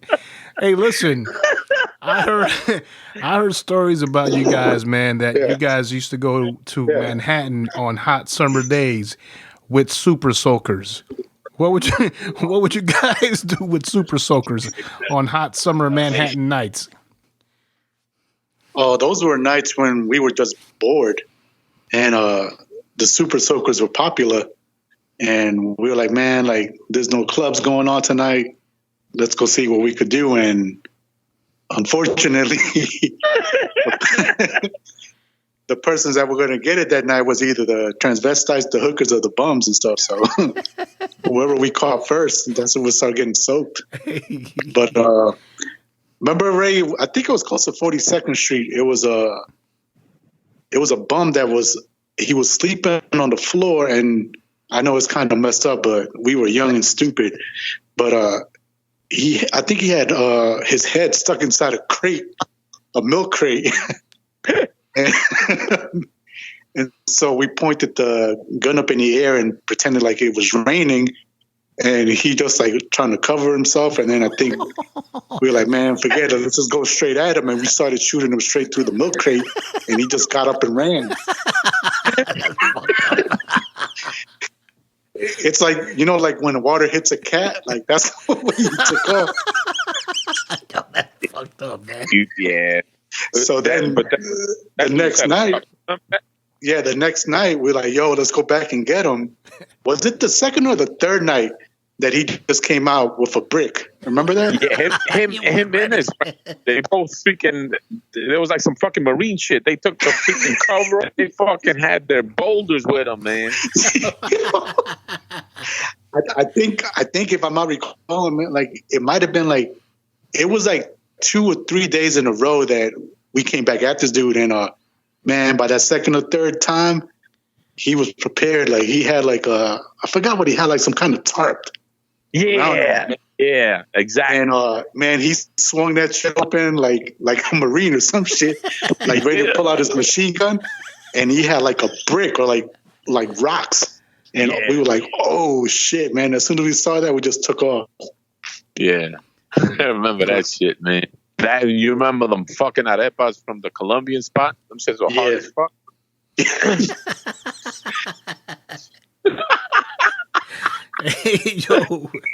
Hey guys, you guys remember going to Roy Rogers and picking up the packets? Because Roy Rogers used to have these capsules, these small capsules where you would put ketchup, mustard, and then you could put the plastic cover on them, right? But we used to go to the city and we used to throw these mustard packets and ketchup packets at people. You remember that? Yeah. Remember?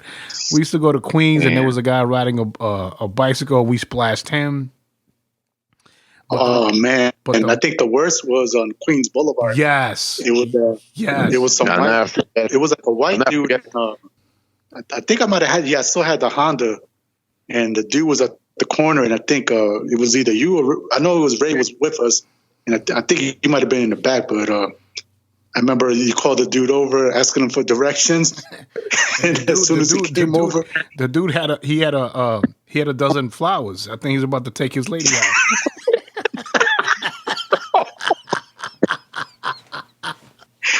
And you guys called him over, and you just let him have it, man.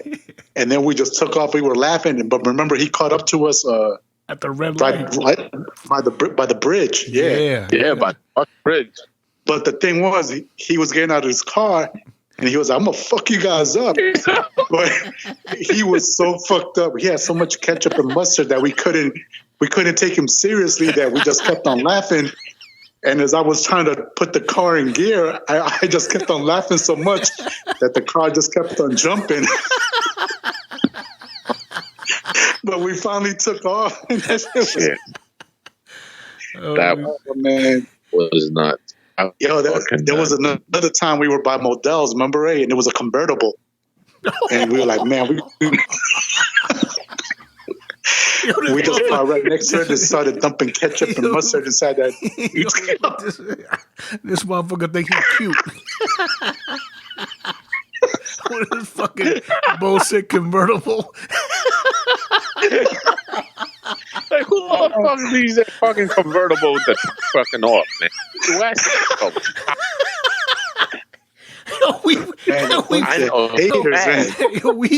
We laced up the driver's seat. It was all fucked up. Oh shit, man! The crazy shit we used to do, guys. We're gonna do a part 2 and a part 3 and grab more fellas and put them in the group, man. But listen, guys, gentlemen, I love you guys. Good stories. I'll hold you guys in my heart forever, man. And thank you guys for your time, and I truly appreciate it. All right, guys. Take care, man. Absolutely. I love you guys too, man. I love you guys. Be safe. Stay in touch. All right. Absolutely. Ladies and gentlemen, this has been chapter 67 on the chapter of the Architect with my brother Jose Lopez and my homeboy, my brother from another mother, Rey Zavala.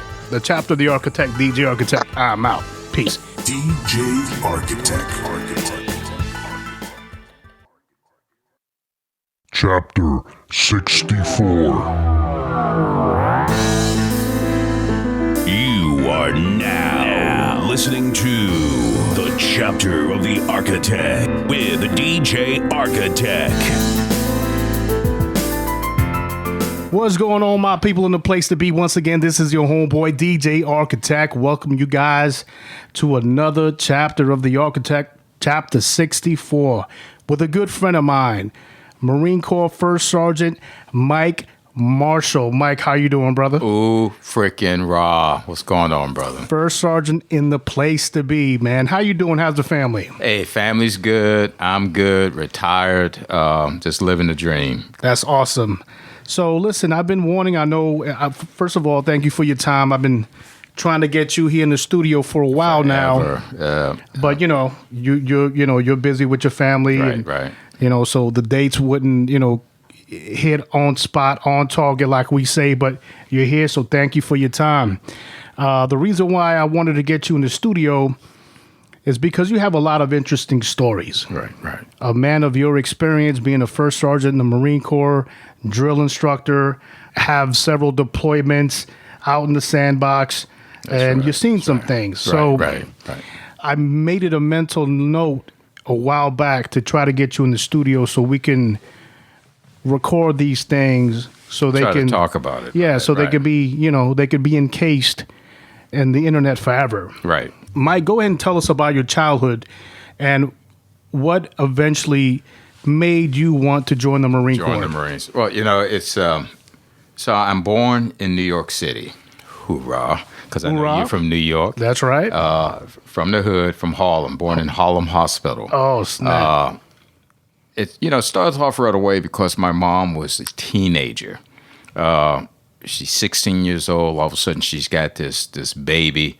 So life starts off rough for her. And, I look at her now, and because I was pretty critical of her growing up, but looking back on it, I can't imagine being 16 and all of a sudden having this baby.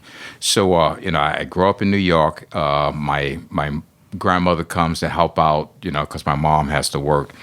But my biggest problem is first of all, being in New York, everything's constant, everything's fast. Didn't have that male role model. So a lot of the guidance that most boys get, they get from their dad or their uncles. I didn't have that, and I know I didn't have it. It wasn't that I was a bad kid, but I had no direction as a teenager. I love sports, and in fact, the only reason I did well in school because you couldn't play football or run track if you had below a 2.0, and the only reason I went to class because I wanted to do sports. Oh, okay. I went to high school, did sports, but I never thought past high school, Carlos. I never thought, do I want to be a doctor, lawyer, all that kind of good stuff. I just want to get out of high school. So high school's done. I remember graduating, and then that summer, my mom says, okay, you got to work. You got to do something. So I went and applied for the post office, and I started working at the post office. Post office in the 70s. I don't know. You've seen those mailbags? Yeah. Oh, my God. Let me ask you something, and I don't mean to interrupt, but a lot of individuals. Now, when you were working at the post office, was it on like some kind of temporary status? Or It were was. You, It okay. was. And then because after that, you have to wait a while until you actually become Absolutely. a federal employee. Absolutely. But legitimately, even now, people nowadays look at that at those. I remember when I was back in New York, we looked at those jobs as, wow, man, you want to get in there. You're with the federal. You're working with the federal government. Good benefits. Right. But you were looking at it as, man, this is hard work. It was. It's You know laborious. what? And as a teenager growing up in your parents' house, you don't realize what work is until you're out there. That you have to do it yourself. Okay, I moved out, got me a little studio apartment. I didn't have any idea how much things cost, how much food cost. You remember Subway? Subway back then wasn't that expensive, but you had to pay for it every day going both ways. So I got my little apartment in the Bronx, and now I got to pay rent. I got to buy myself, and it's just me. I was working my butt off, and I was still barely making it. It took me a long time to buy a little black and white TV. I had one couch, and the couch was a couch bed, and that was my furniture. I had 2 plates and some forks and knives, but I'm like, and the work was hard, and the job wasn't guaranteed. Right. I'm looking at guys that had been there for a while. There's a couple of these old guys that a lot older than me, and I'm like, that's going to be me 10 years from now. That's going to be me. Yes. And they were not making that much more than I was making. And I am like, you know what? I need to do something better. It's not a lot to look forward to. To this day, there's one guy. He was Panamanian. He had a thick accent. He says, you need to go and talk to a military recruiter. I'm like, and this is, Vietnam is still going on when I joined the Marine Corps. And I'm like, and you hear all these things about Vietnam and people getting killed.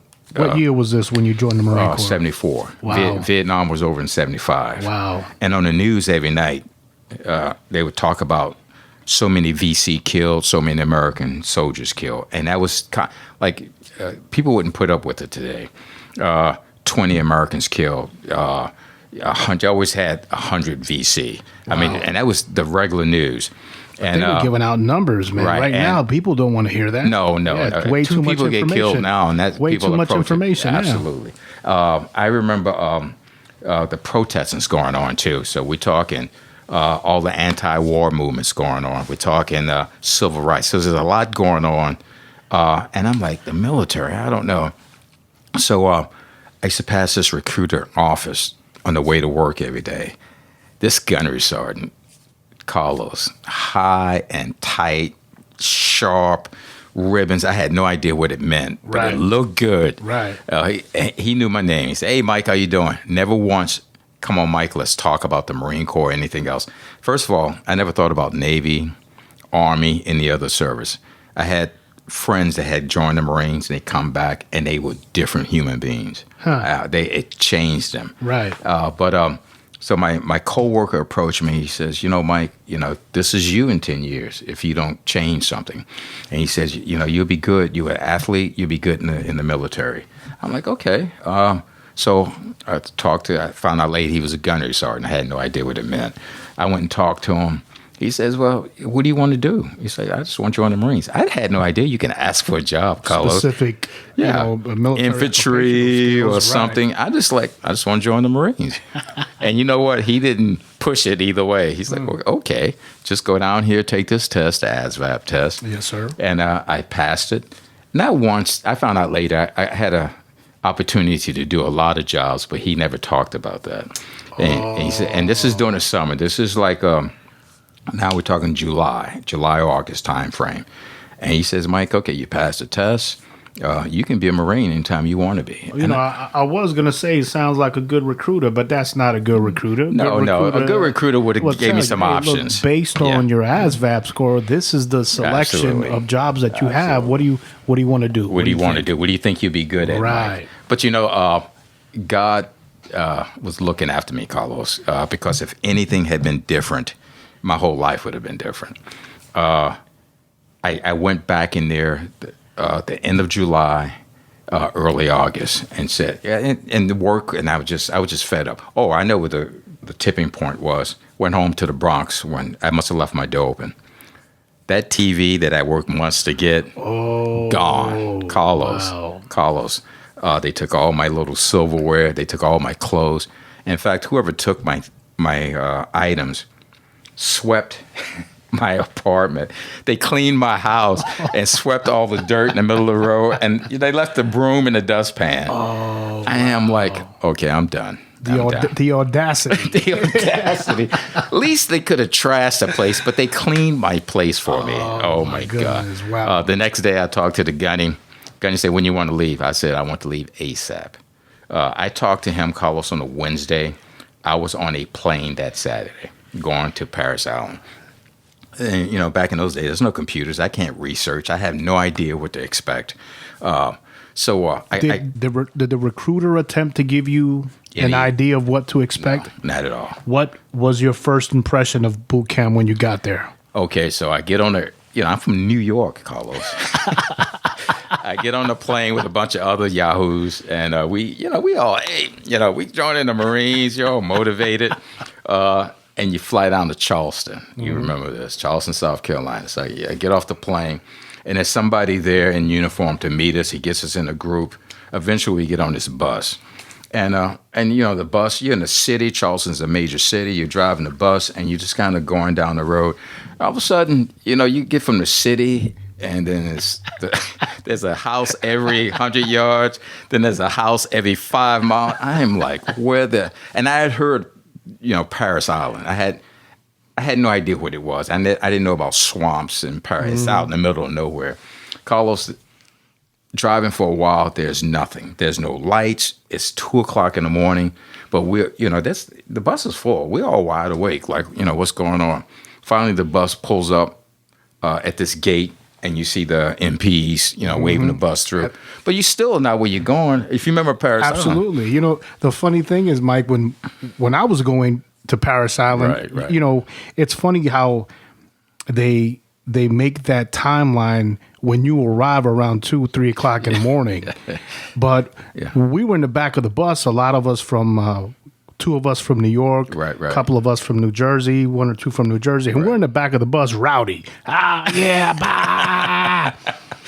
once you hit those gates, it was everybody was quiet, pucker, bro, quiet, and nervous.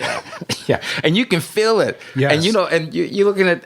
I was like midway through. I'm looking at the bus driver. I swear he was smiling because he knows. Can I curse, Carlos, a little Absolutely. bit? Shit's going to hit the fan. He knows. So he's driving along, black, heavy-set guy. And we pull in front of this building, and it's just this one light's on. They got a new complex down there now, but this, back in my day, was these old buildings, old white buildings. And I remember those. Yeah. And he pulls up. Yeah, a lot of administration. Yeah. It wasn't receiving. It wasn't, no. But a lot of administrative paperwork was done in those old buildings when I went through. Bus driver gets off, and he didn't say, get down, get up. He just kind of left us there. He got off the bus, and we're sitting there like what the hell? And it's Paris Island, man. It is quiet. I mean, there's not even crickets. And I swear, Carlos, maybe about 15 minutes later, shit hit the fan. All of a sudden, these 5 drill instructors came out of the building. And one of them, huge black guy, jump on the bus. If you're swallowing gum, you better freaking swallow it. You get, when I say get up, and like yellow footprints, it's like, you have no idea what he's talking about. Like, what the F is a yellow footprint? Right. He's talking so fast. Yeah. Yeah. His voice is loud and boisterous. Yeah. And so you're trying to understand what he's saying. And basically what you're doing is following the person in front of you. Right in front of you. Get the fuck out of the bus. So everyone's like, and, you know, trying to find yellow footprints, trying to get your gear. And like, drop that. And it's like, okay. And then and I tell you to move. You know, the whole drill instructor lingo. I want you to go inside. You sit down. I don't want you looking. Get your eyes off of me. You know, meanwhile, we ain't pissed in like 2 hours. That's right. Yeah. And so I know everyone, because I am like dying to piss. But so we get inside and we're sitting on the floor.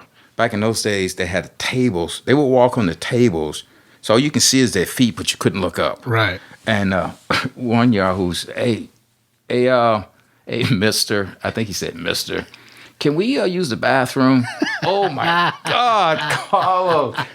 10 people attacked him. Bathroom! Ah! And I'm like, I'm just going to piss on myself. I am not asking anybody anything. Eventually, we got through that night.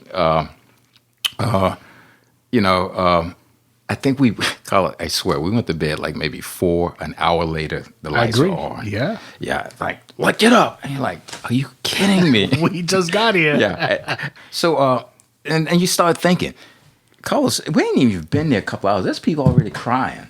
Yeah. You know, I mean, like. That's the way it was. Oh, my God. Yeah. It's like, you know, oh, you crying? You want to go home? And they were just looking for the weak ones. My whole goal was, I'm not going to say anything. I'm not going to show any emotions. I'm just going to sit. I'm going to be part of that wall. That's right. And just sit here and just kind of like, you know, it's not that hard yet. Yeah. Next morning, gets us up an hour later, you know, haircut, uniforms, bam, bam, bam. And things are happening quick. Before I realized it, we had been there maybe a day and a half, and we finally get to meet our drill. No, in fact, we don't meet our drill instructors. That's the day they give you your sea bags, you get all your gear. And they march you. Get outside, get in line, you know, formation. Carlos, they marched us for like 2 hours. I found out later after I'd been there for like, maybe not even 2 hours, hour and a half. After, you know, because I was a squad leader, so I got to walk around there. The receiving buildings was right across the street from the squad bay where we were. So it always dawned on me, why does it take so long? Why did it take? They must have took us out to the rifle range and back. Because I remember carrying sea bags. We had these, they call them chrome domes back in those days. Do you remember chrome domes? I know of them. We didn't have them though. Okay. It's the metal. Helmet. Yeah. Shiny. Keep your head cool or something. Guys, if you saw Full Metal Jacket, that's the chrome dome. Yeah. Okay. Yeah. Okay. So you're in line, tighten up, and it's yelling and it's sweating, and I'm like, man, wherever we're going must be out in the boonies. Turns out later it's right across the street. So we went to the squad bay. They set us down with our gear, and then they left. Yeah. And then that's when we met our drill instructors. Mike, what, in your opinion, what was the most difficult part of boot camp? The beginning.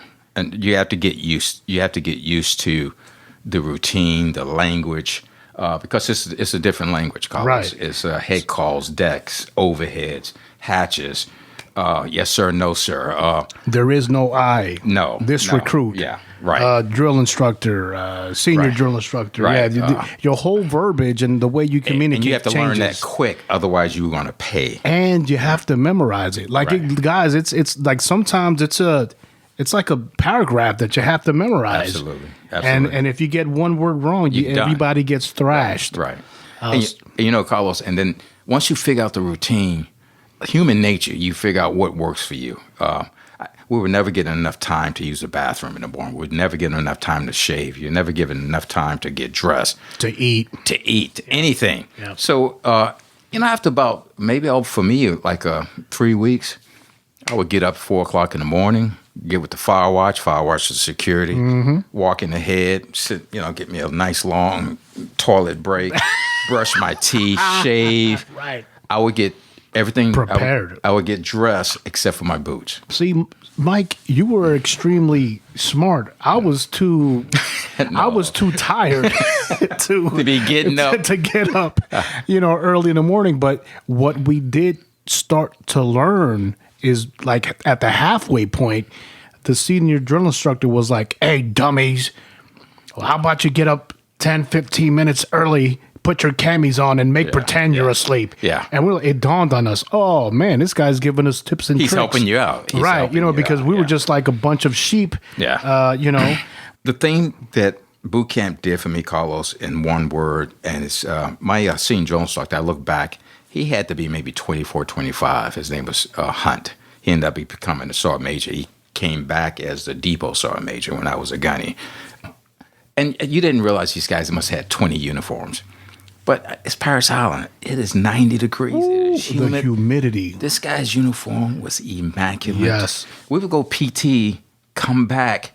He would already be dry. And I saw him out there PTing with us doing push-ups.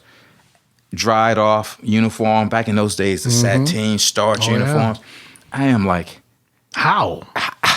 Yeah. And I knew that's what I wanted to be. I didn't want to be anything else in the Marine Corps. I didn't want to be recon. I didn't want to be a tanker. I didn't want to be an officer.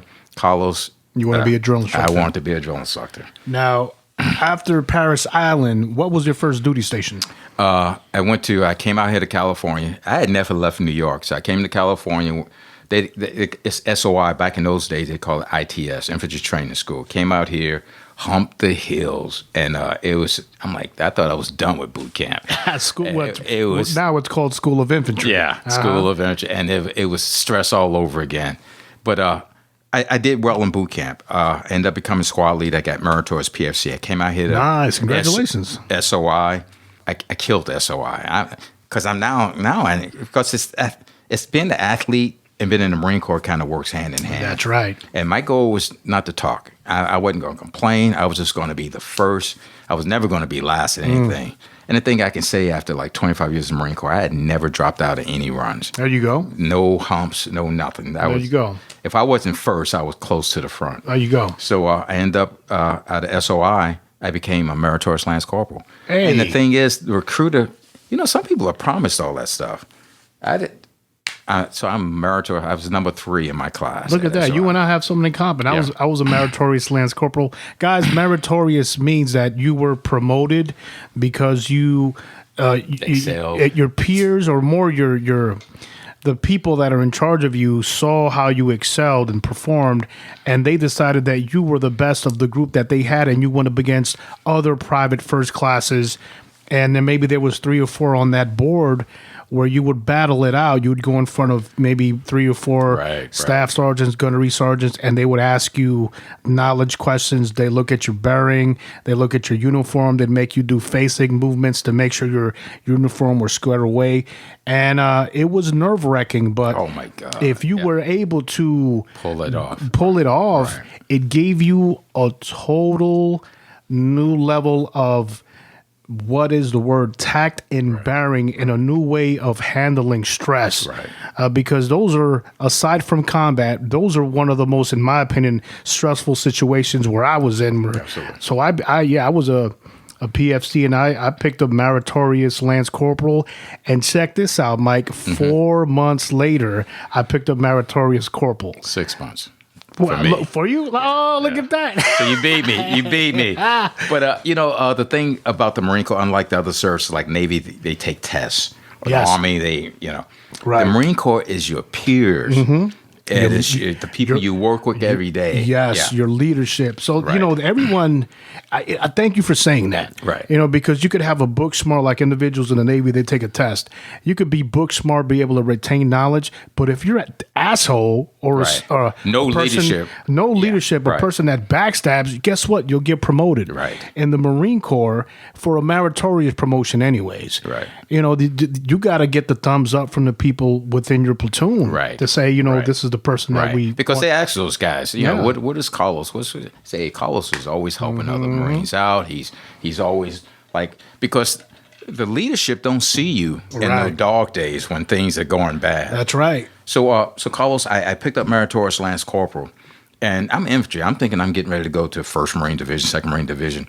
I end up lucking out and going to what they call Marine Detachment in Norfolk. Had no idea about Marine Detachment or anything. So I go to Norfolk, Virginia. In Norfolk, Virginia, there's a place, there's a little area. It's called Sinclair Fleet. And what that is Commander-in-Chief of the Atlantic Fleet. You have Sinclair Fleet, Commander-in-Chief of the Pacific Fleet, and Commander-in-Chief of the Atlantic Fleet. So I go to work in Sinclair Fleet. I didn't know this at the time. There was a guy named Jeremiah Denton. He became governor of, I think, Alabama or Mississippi, one of those southern states. But he had been a prisoner of war with John McCain. Wow. He was an admiral. He was at Hanoi Hilton during That's those the prison 70 camp. Yeah. Right, during Vietnam. Now he's Commander-in-Chief of the Atlantic Fleet. At the time, he was a 3-star admiral. When I was there, he picked up 4 stars. And there was another guy under him named Admiral Kidd, which is another story. But Jeremiah Denton was a prisoner of war. Now he ran something called the Staff Academy, which all officers have to go through when they pick up, I think, captain or colonel. And he ran Sinclair Fleet. I became his driver. I'm Lance Corporal Marshal. I go interview in front of a lieutenant commander, and they called them orderlies back in those days. My job was just wherever the admiral wants, I'm the guy. At that time, did you realize the importance of that position? I'm learning it on the fly. Right. The thing the orderlies have to drive. Carlos, I'm from New York. Oh, wow. I had never drove a car. That's right. You were up and down on the subway. I was on the subway. I was on the bus, trying to look fly in my cold weather gear. But it's funny, the Marine Corps. No, how do you have a driver's license? How long you drive? So I went for the interview, got the job as orderly. I had a buddy of mine who was a corporal. Says, "Hey, you're gonna love that job. You get to drive a Plymouth Fury. It has lights and grills." I'm like, "Hey, I don't know how to drive. I'm from New York." He took me out the same day. We went to Norfolk, Virginia, DMV, looked through the booklet. I took a driving test right there. Wow. Got my driver's license and became an orderly to the commander-in-chief. Out of here. How scary is that, though? Absolutely. You got a guy driving the head guy of the Navy. And you just got your driver's and license. I just got my driver's license. Hey, man, well, kudos to you Yeah. for knowing what you had to do and jumping through the hoops. Yeah, so Admiral, about like 6 months later, said, "How long you been a Lance Corporal?" I'm like, "Sir, I've been in the Marine Corps 6 months." "Well, how long is it between E3 and E4? Sir, I really don't know. I've never looked into it." "Well, I think you need to be a corporal." I'm like, "Sir, I believe I do need He called my major, who's in charge of the detachment, and said, "I want to make Lance Corporal Marshal a corporal." Major's not going to argue. Right. That next day, I was a corporal marshal. Wow, look at that. I'm like, what? Look at that. That's Carlos, awesome. 12 months later, maybe 14 months later, I'm a sergeant. Wow. I'm closing in. Back in those days, you did 2-year stateside, 2-year overseas, then you were done in the Marine Corps if you wasn't going to re-enlist. So now I'm a sergeant now. I'm getting close to going to Okinawa. I've never been in charge of anything. I'm an orderly. I'm not in charge of troops or anything. I go to 9th Marines in Okinawa. Go over there. All of a sudden, I'm the section leader for an 81 millimeter mortar platoon. Wow. Where were you stationed at in Okinawa? Camp Swab. Okay, I was at Hanson. Hanson. We used to go to Hanson because that's Kenville. Yes, sir. K-ville. Yeah. Can we say that over what we did in K-ville? Me and my buddy considered ourselves Kenvillian. we spent so much Knew time all out the there. clubs. And then we went down to Kadena. Oh, yeah, the Air Force the Base. Air Force Base, they had the best Yes. chow hall. So Oh, we used to yes. do that trip on the weekends. But up at Swab, it was a Hanoko. I did a little dive bars, but it was anything to get off base. The thing about Swab, though, unlike Hanson, we're at the beachfront. Nice. So nice. we used to go out snorkeling. A lot of people didn't like the Rock. Had a great time at the Rock. I loved it. I was there for 2 years. I was supposed to be there for 1 year. Okay. But you extended? Yeah, because I was. Listen, I got real lucky. I got to do cold weather training in Mount Fuji, Okay, same. and then they sent me to South Korea for the 50th anniversary of the Incheon landing. Wow. So we had this huge ceremony with the Rock Marines, and it was beautiful. We were in our dress blues. Right. Nonetheless, I fell in love with South Korea. So I extended with the intentions of going back to South Korea. It never happened. I got to go to Camp Fuji, which is mainland Japan, ladies and gentlemen, once again. But you know what? I wouldn't trade that for anything. I loved it. But the thing about Okinawa, I still had in back of my mind, Carlos, I'm a sergeant now. I was just going to check the block overseas. But all I wanted to do is be a drone instructor. I was going to re-enlist to be a drone instructor. I knew that when I went over there. But our whole company marched up Mount Fuji. I mean, the whole company went up there, had these old men with sticks passing us by. Went to South Korea, to Busan, trained with the Rock Marines who did mountain training. Yeah. That's some bad motherfuckers. Hardest military I've ever witnessed to this day. Guys, Rock Marines are the Republic of Korea Marines. Right. Bad motherfuckers. Yeah. Wouldn't want to mess with those guys. And so we did training with those guys in Busan. We went by Seoul. The funny thing, going to South Korea, we went there in the wintertime. So we leave Okinawa, it's 90 degrees. We got all this cold weather gear. But, you got the sleeves rolled up. C-130 lands in Busan. You can look out the back of the aircraft, snow. Yeah.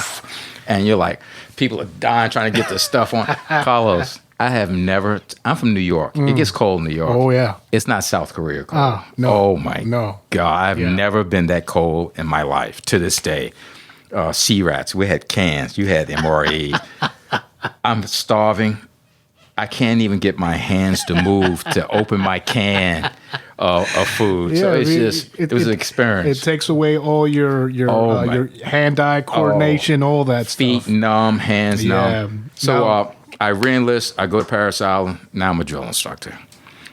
The thing about being a drill instructor, and I'm not sure how much time you got, it's just you get Marines from all over the Marine Corps to go down to Paris Island to be drill instructors. All MOS, dispersing, artillery, infantry, Amtracs.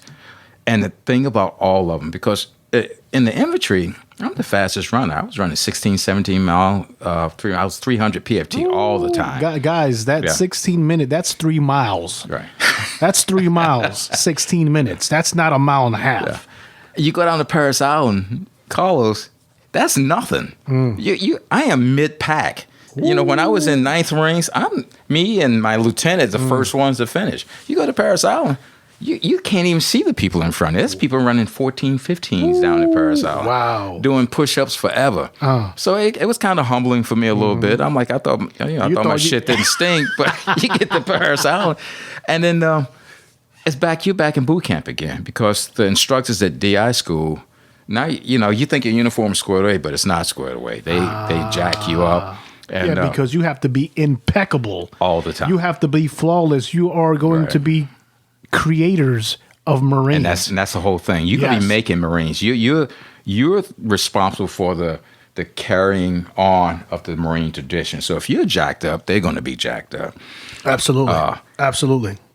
Paris Island. If it wasn't for me being a drone instructor, I probably would have got out of the Marine Corps. And not that it was boring. I love combat. I love being in the field. But the being a drone instructor gave me that polish that I didn't have. Being in the Marine Corps gave me the manhood. Being a drone instructor gave me all the other pieces I didn't have, like how to walk, how to talk, confidence. When I was a drone instructor, I'm 5'6". I always say 5'7", but I'm actually 5'6". I weighed 155 pounds my whole adult life. So I am this little guy in front of 90 human beings. I can get a platoon of recruits dressed out of the rack, dressed, showered, and out the door in 5 minutes. That is power. Yes, sir. Yeah. And I'm going to tell you, don't feel bad, Mike, because I'm 5'6" too. And the funny thing is, because when I first met you, I was like, look at this little guy. And you and I walking around like he owns the place. Yeah. And you and I are the same height. Yeah.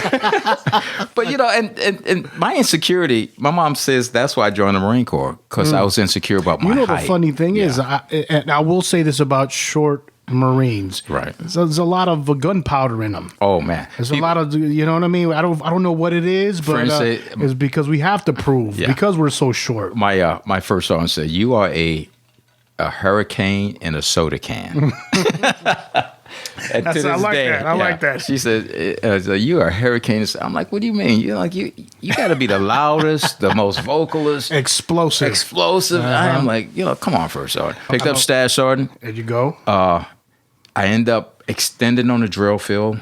Once you pick up Stash Sergeant, you become a black belt senior drill instructor. That's all I wanted to do, be a senior. And I was happy. I'm like, I've been a drill instructor. I went back to the fleet. This time I went to Camp Lejeune. And that's where I get all my combat. When I was at Camp Lejeune, I was in 8th Marines. Now, real quick, on October 23rd, 1983. What do you know about that date, Mr. Carlos? Listen, why you call me Staff Sergeant Lopez if you want? You know what I mean? I got a little bit of What knowledge do you in know me. about that date? Listen, Yeah. cowardly, sucker-ass bombers attacked Marine Corps barracks of the 1st Battalion, 8th Marines of the 2nd Division, Beirut, Lebanon, causing huge casualties for Marines and soldiers as well as sailors. I also have to acknowledge the loss of French paratroopers from the second attack at the Dakar building several miles away. The last time the Marine Corps sustained such heavy losses in one day was back in the Battle of Iwo Jima back in World War II. Right. Tragic day. You were there. Right. Please tell us about that experience. Now, the thing about Beirut, I had been to Beirut. When I first went to 8th Marines after I left the Gerald Field, there was a guy named Yasser Arafat. I remember him, yeah. Israel had Yasser Arafat was in charge of the PLO, Palestinian Liberation Organization. They were bombing Israel. Israel invaded Lebanon, and they had Arafat and his whole crew pretty much encircled in Beirut. They sent the Marines there so they can get out without being massacred by the Israelis. So that was the first time I was in Beirut. And I forget what year that was. That must have been like in 81, 82. Because in 83, we're back in Beirut. 1-8 was in the bombing. 2-8, which I belonged to, was there to relieve 1-8. 1-8. So as we're arriving, as we're like pulling in, and and you've been on deployments, it's not like you can pick up a newspaper and read what's going on. No. All we getting is rumors that there had been an attack on the headquarters building. I had been in that building my first tour. And the things about Marine infantry, they say always spread out. Never have a cluster of Marines in one place because all you guys can die at one time. And what do?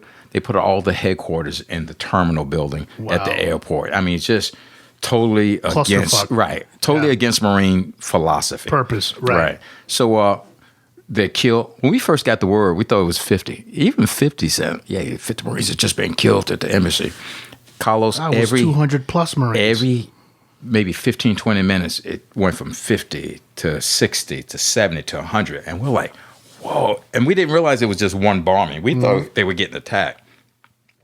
So finally, when we hit the shore, we got the word. We're part of the cleanup.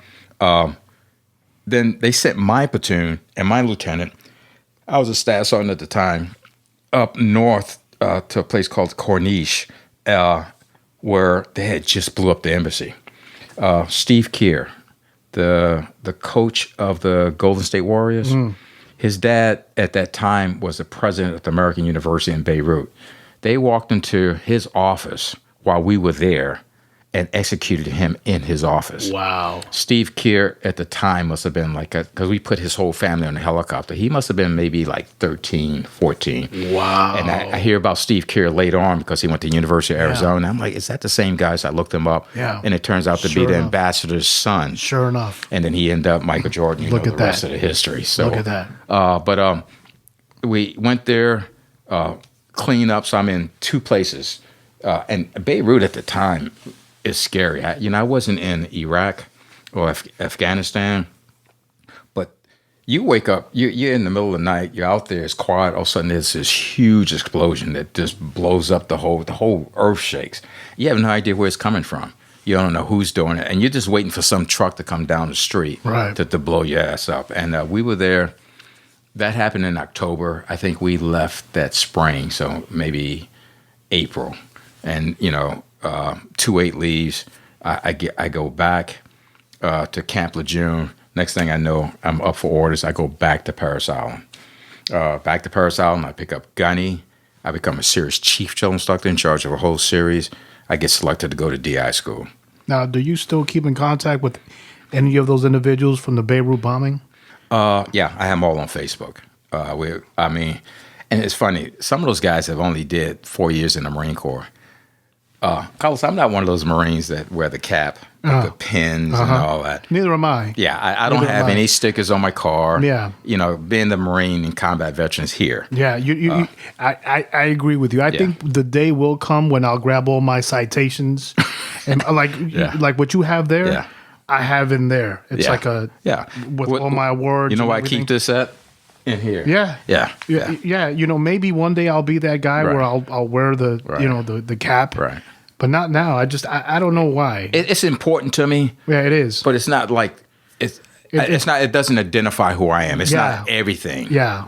And to me, it's I know what I did, right? Right. So if I put that out, it's for somebody else to know what I did. Right. So Because somebody asked me. Right. So I don't. I don't know. I don't want to be braggadocious. Right. And I don't know if that makes sense. And you got these guys that haven't did one. And not to downplay what people do, because I was in Grenada, I was in Beirut, I was in Somalia. I've been in these places, but unless somebody asks about it, it's just because my wife gets on me. She says, "I didn't know you did that." Mike, we've been together. Mike, we need. I mean, I know we're going to do what we can with this podcast, right? But we're going to need you for a part 2, all right? Because I had no idea that you were in Somalia or Grenada. 2-8. It was only 2nd Battalion, 8th Marines in Grenada. Okay. Yeah. And then there was the 82nd Airborne on the other side of the island. Yeah. It's wow. Tell us about Grenada. So I know it was Operation Urgent Fury. Yeah, there you go. When Grenada was certain things, we'll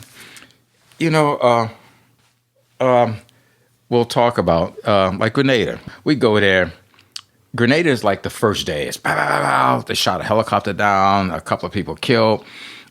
Quick funny story in Grenada. We get off the helicopter. Could you just for the people who are listening, why were we there? Who won't know? Yeah. Please explain why the Marine Corps or the American military went. Like in Cuba when Russians put missiles there, and Kennedy sent, say, listen. If you guys don't remove those missiles, we're going to invade Cuba. Same thing happened on Grenada. Cubans had placed anti-air weapons, all kinds, and had also those students there, American students in Grenada, had taken them hostage. So they sent. This story could also be told on Heartbreak Ridge with Clint Eastwood, where they did invade that Grenada. So if you guys want to look, not to say that that's accurate, but we're talking to the man that was there. Go ahead, Mike. So they sent the Marines. We sent a whole. It wasn't MU back then. It was a MAU, MAU, Marine Amphibious Unit there. So we talking air, land, and I was air at that time. They put Marine infantry and helicopters. You had the Marines and Amtraks, you had the Navy SEALs, and on the other side of the island, you got the 82nd jumping out of airplanes. So coordinated effort. I mean, we got in those helicopters like 2:00 in the morning. Hey, you know what? That's a pretty impressive spectrum of force. It was huge. You've got you got airborne, you've got Marines, and you've got Navy SEAls. Right. Woo, I wouldn't want to fuck with those. One day, Carlos. One day, done. The whole island secured. So we were there for like maybe 2 weeks. So maybe a week. The rest of the time just secure, making sure. Some quick stories. There's a couple of the locals that were coercing with the Cubans, and they were hiding the weapons. Carlos, we walk into this warehouse, and we're still looking for weapons, and they kept pointing to this guy. His name is Bully. And I'm thinking Bully. It never dawned on me that he was a bully. That's what they called him. But he had a warehouse, Carlos, a football field full of AK-47s in crates, brand new. And we walked in there, and I'm a gun nut anyway. Me and my lieutenant looked at each other like, still in packing grease. Like, does it fit? I carried that AK for like a week. Then they're like, I don't want to go to jail. Thank you. I was going to say, there were a lot of Marines. Me and the lieutenant. And like, when I was in Iraq, they got caught. And we had a couple of guys get caught. Yeah, they were trying to send them in parts. They would break down the AKs, and they ended up getting Where caught. the Lance Corporal would take it apart and put it inside of a Hummer. And I'm not sure how they must have had dogs or something, or somebody snitched, but they ended up finding them, went to the brig. Wow. You know, it's funny you say that. My first tour in Iraq, there was a corporal, was a shitbird. Right. And he ended up getting my buddy in trouble because my buddy, Staff Sergeant Ramirez, was, his platoon leader. Well, actually, he was sergeant at the time, his squad leader, and he took the NVGs that was designated for the fire team, and he took apart his radio, the innards of the radio, put the NVGs there, and mailed the radio home. Got my buddy in trouble, but nonetheless, some real crazy shit Marines do. Did they ever catch him? No, they didn't have any evidence. We kind of figured it out, but there was no evidence. But Carlos, looking back on that, and Carlos, we're talking AK-47s as far as you can see. And it turns out later the Admiral and the captains, they all got like plaques for the AK-47s, but you as a Joe Blow Marine couldn't touch them. Yeah. It turns out our company gunny, this was his last deployment, he's supposed to retire, had taken a crate of AKs and he was selling them to the sailors on the ship. Ain't that some bullshit? End up catching them, busting them down to private, put them in the brig. Ooh. And 20 years gone. There goes your retirement. Yeah. Now, Mike, I'm going to ask you a question where, just to give the insight of before the fog of war. And ladies and gentlemen, the fog of war is when you're actually in combat, and a lot of things you perceive, you look, you see, the dust, the sounds, it creates a confusion. Right. But there's another feeling, there's another thing that an individual goes through emotionally, mentally, right before the moment of combat. And that could be 2 weeks or that could be 2 hours. Right. Can you explain to the individuals what that feeling is when you're sitting there with your platoon or the battalion, and then you have the most senior person giving you guys that inspirational speech about you guys are about to go to war, and then how do you deal with that in your own mental? Right. It doesn't hit you. It didn't hit me. So, I'm riding around. Somalia is the best example because we loading into Amtrak's. The colonel had just got the Marine Corps is the only group that I know that does this, like a pep talk. I mean, we're out on the flight deck, we're out in the middle of the ocean, there's no lights, and he's like, this is, you can train, you can practice all your life for the Super Bowl and never play in a Super Bowl. You are lucky. Yes. To be doing this and representing here. So, don't let yourself down. Don't let the Marine Corps down. Don't let the country down.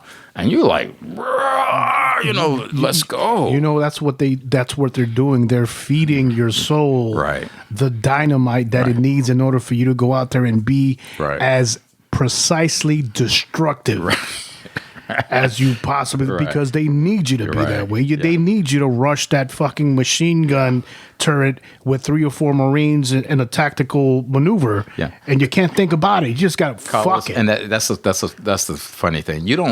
I never thought about dying, or I could die in this helicopter or this Amtrak or somebody can.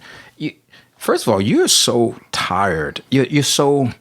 Carlos, before you realize you haven't slept in 3 days trying to get things done, and you are worrying about the next little evolution, that it's like days have gone by. You eat when you can. Right. There's no like lunch break or go to dinner or okay, let's lay down, ladies, and go to sleep. It's like there's no nap time. No, there's no nap. Because even on downtime, training, we got to train. Right. Did you clean your weapons? Right. When's the last time you cleaned your rifle? What the fuck are you doing? Get the fuck up. There's always something to do. Something to do. And before you realize, days have gone by. Right. So thinking about like something happening to you, it's like you're not even thinking that way. In fact, you're thinking, most Marines are thinking about their troops. Hey, does my boys have enough child? Do they have enough water? Where are we going next? And the thing that I think about most is that I don't really actually think about it or ponder on it until I'm out of it, until I'm back on the ship, and I think about all the stuff we had done, and then it hits me like, That's funny you say that. It hit me on 2 times when I was in Iraq, my first deployment. The first time was because when we went to Iraq, we were in commercial airplanes. Right. And as we were leaving, we got our, M16s, M203s, right? Walking on the aircraft. Right. Yeah. And as we're leaving, the stewardess are crying. So that was the first time it hit me. And I was like, what the hell? Like, I don't need to see that. I don't want to see that. Contain yourself. They were crying because you guys were okay and going home? No, because we were going into Kuwait, Iraq. We had just landed into Kuwait. So, I didn't want to feel any weakness. Sure. Right? So when I saw it, I was like, God damn it. And then when we were getting ready to cross, ladies and gentlemen, it's called the LOD, from Kuwait into Iraq, the line of departure. That's when you're about to go into combat. The staff NCO started passing out body bags. And when I saw that was the second time it hit me, and I was like, whoa. Right. And then you're right. After you go through whatever skirmish or firefight you go through, it doesn't happen there at the moment. Right. But because the adrenaline rush kicks in, and whatever fear you have, you just fall back to your basic level of training. Right. And that kicks in and you operate. But when you're by yourself, or it's quiet time and you start going through everything that just happened, all of a sudden you start feeling your heartbeat. You start beating a little bit quick, like, holy shit, man. Right. I'm in Beirut. We know we're going to be leaving shortly, maybe in a couple of weeks, because they start, the 3-8 is on his way over, and so they want us to start, writing what we do, let our plans on where the defense positions are, all that kind of stuff. And we get resupplied. The Marine Corps teaches things, but then they don't practice what people get lazy. So, you're not supposed to put a group of Marines in one building, That's right. The other thing is, you don't want to do a routine. Like, if you're going to resupply, don't resupply in every the same Sunday. Spot. Right. At the same spot. Right. Same time. Bigger than shit. Every Sunday, 8-ish, helicopter comes up to our position, drop some chow and take our mail, and then go back to the ship. Every Sunday, Carlos, for like weeks. Bigger than shit. I got this corporal, and I had just left the drill field, and he's like, I want to pick up sergeant. I want to be a drill instructor. And he was a radio man. He didn't have to go to the resupply people of my working party. Go down there, pick the stuff up, bring it back, right? He begged me, hey, Staff Sergeant, I've been here all this time. I just need to get out. Can I go with the resupply? And Gargano, I'm like, Kobi Gargano, I don't need you, bro. He said, well, I just want to feel like I'm doing something. All I sit here to do is listen. No, he's a dragon gunner. That was it. He was a dragon gunner. So I sent him on the freaking resupply. Bigger than shit. Sunday, nice, beautiful. Beirut's like Miami Beach. Beautiful green water.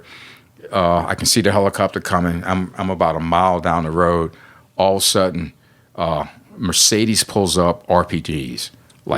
Just shoot at. They shot the guy in the helicopter, the pilots. They did their little evasive action, and but just blew up at my working party. Boom, boom, boom, boom. One person killed. The corporal. And it just it hit me, bro. I'm like, he wouldn't even been there if it wasn't for you. It wasn't for me begging me to send him down there. So how because I could understand there could be moments of you blaming yourself for his death. How did you handle that? It was hard. I escorted him back to the ship. When we got home, me and a couple of my platoon buddies, I'm a staff sergeant, so I got a couple of sergeants, and we end up going to his house. He's from New York, upstate New York, and it's just the Gargano family. I still have him on my Facebook, but it's just they said he would rather be any place else, because how patriotic families are. Yes. He was a Marine. Yes. They're proud of him.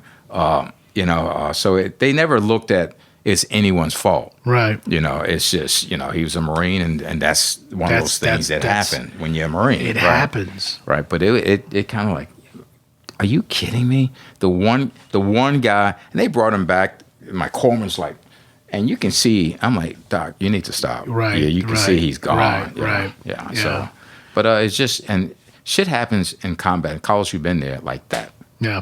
1 minute is Sunday, you BS and telling jokes, mama jokes, and next thing you know, freaking shit hitting the fan. Yeah, the next moment your asshole's trying to swallow your boxers.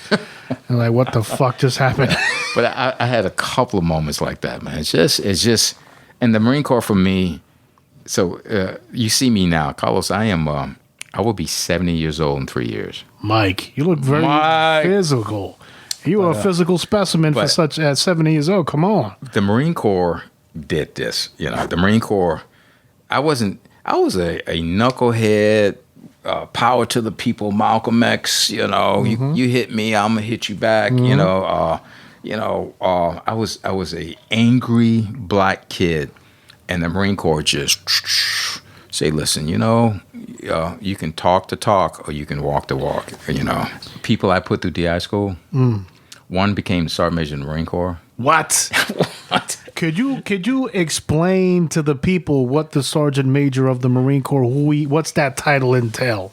First of all, to be a Marine Sergeant Major is the highest enlisted rank in the Marine Corps. You have the officer ranks, which goes from second lieutenant to general to commandant, and then you got enlisted, which goes from private, nothing on your sleeve, to sergeant major, 3 up, 4 down, star in the middle, and the equivalent is bursting bomb, which is master guns, which is also important. But and I used to tell my lieutenants, you know what, y'all can be commandants, y'all can be in charge of units. You can't be a drill instructor. Oh, valid. And he's like, valid. what does that mean? I'm like, you can be, I'm just telling you, don't take it personal. Yeah. You can be the commandant of the Marine Corps. You can't be a senior drill instructor. Have you ever been a drill instructor? Right. It's like, you see this smoking, Lieutenant? You can't put this on. You know another rank that to me is prestigious and almost like the white whale in the Marine Corps is a gunner. Gunner. Mike, can you explain to the people real quick what a gunner is? So the bursting bomb. Right. You have the warrant officers, and there's like a master gunnery sergeant. Those are experts in their field. They can be in EOD, which is explosive ordnance. They can be. Gunners are masters of their professions. of the weapon system. Absolutely. Yep. I had this gunner at the rifle range. I'm a senior drill instructor, and this one recruit just can't get on target. And we're at the 500-yard line. Marines have to qualify at the 500-yard line. Iron sights, ladies and gentlemen. No freaking red dot, nothing, man. For you dummies, that's 5 football fields, all right? And we got to hit black on target. Black on target. No scope. Gunner Wainwright, I remember his name. He was legend at Paris Island. Took this recruit's weapon. No changes to his sight alignment, nothing. In the offhand, shoots 5 bullseyes, throw the weapons back to the recruit. Ain't nothing wrong with this rifle. He was that guy. He didn't care about what his uniform looked like.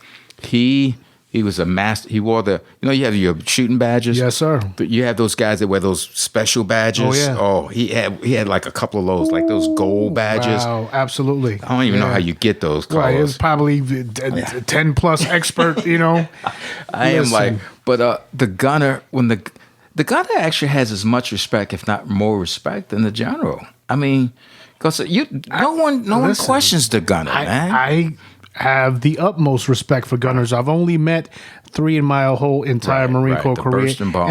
and that goes for Chief Warrant Officer 5s also. Right. They're far and few between. Now, First Sergeant, what would you say to a civilian wanting to become a Marine, and what would you say, and what recommendations would you give to a young Marine to succeed in the Marine Corps? Right. The Marine Corps is not, you can't join, like you always hear these guys, I want to be a Navy SEAL. That sounds good, and it's very like movie-like. Same thing would be, I want to be a Marine. And first thing you ask them, it's like, so, do you play any sports? And you try to equate it to something that they realize. And you ever been on a team that has never won a game, and you're like, I want to quit the team? Sometimes being in the Marine Corps is like that. You're going to get in a place where it is this as Carlos. I was the first sergeant laying on the beach in White Beach, freezing my ass off, wet. We had just attacked. I forget that island out there, and I'm sitting there watching I-5. The cars go down I-5, and I'm like, I am 40-something years old. I am first sergeant. I am soaking wet. And there go Carlos Lopez in that car with the heat on, jamming. Why am I doing it here? You always have those times in the Marine Corps. And you're like, this is greater than that. Does that make sense? This is greater than, yeah, I'm miserable. And the funny thing, Mike, is when you leave the Corps, those moments, That's all you brag about. You treasure. Yeah, you do. You're like, dude, I went through the suck. But you know what? I was with my brothers. Yeah. So which it made it. It was worth it. It was okay. And I love being around Marines. You're out there, and it's 29 palms, and you're like, oh, this is fucked up. And they bitch the whole time. It's fucked up. As soon as they get back to the rear, yeah, we were out there. We walked 100 miles. It was in the heat. We didn't have no water. And you look at them, it's like, wait a minute. Yeah. You were just whining. Bitching. You bitching. Now all of a sudden, but that's the Marine Corps. That's right. This sucks. And if a Marine's not bitching, he's not happy. That's right. And you don't want Marines to be happy. No. You want them to be bitching because that gets them mad. Yeah. It's funny. I can remember the Marine Corps like yesterday. I can't tell you what I did yesterday at home, Carlos. I can remember I was in boot camp in August 1974. Wow. I can tell you I can go to that squad bay right now and show you the rack I slept in. Wow. It's funny. I was a recruit in the same squad bay as I was a senior drill instructor. Oh, no way. I remember when I first got that platoon, my first platoon as a senior drill instructor, I was in the same squad bay that I was as a recruit, and it felt funny being there. Did you take a moment by yourself to go to your old? I did. Rack? I went to my rack. I would have did the same thing. There's a third rack down on port side, on starboard side, and I was on the bottom rack there, and I remember that. And it was just, it was weird for me for like a second, damn. Now, what would you say to a young Marine wanting to succeed in Marine Corps? Marine Corps is hard, Carlos. It's like being a Navy SEAL or being Delta Force, like Patrice's son was going for Ranger, and I think there's one common denominator to all of that. Is one, you cannot have any quit in you because you're not going to be the fastest, strongest.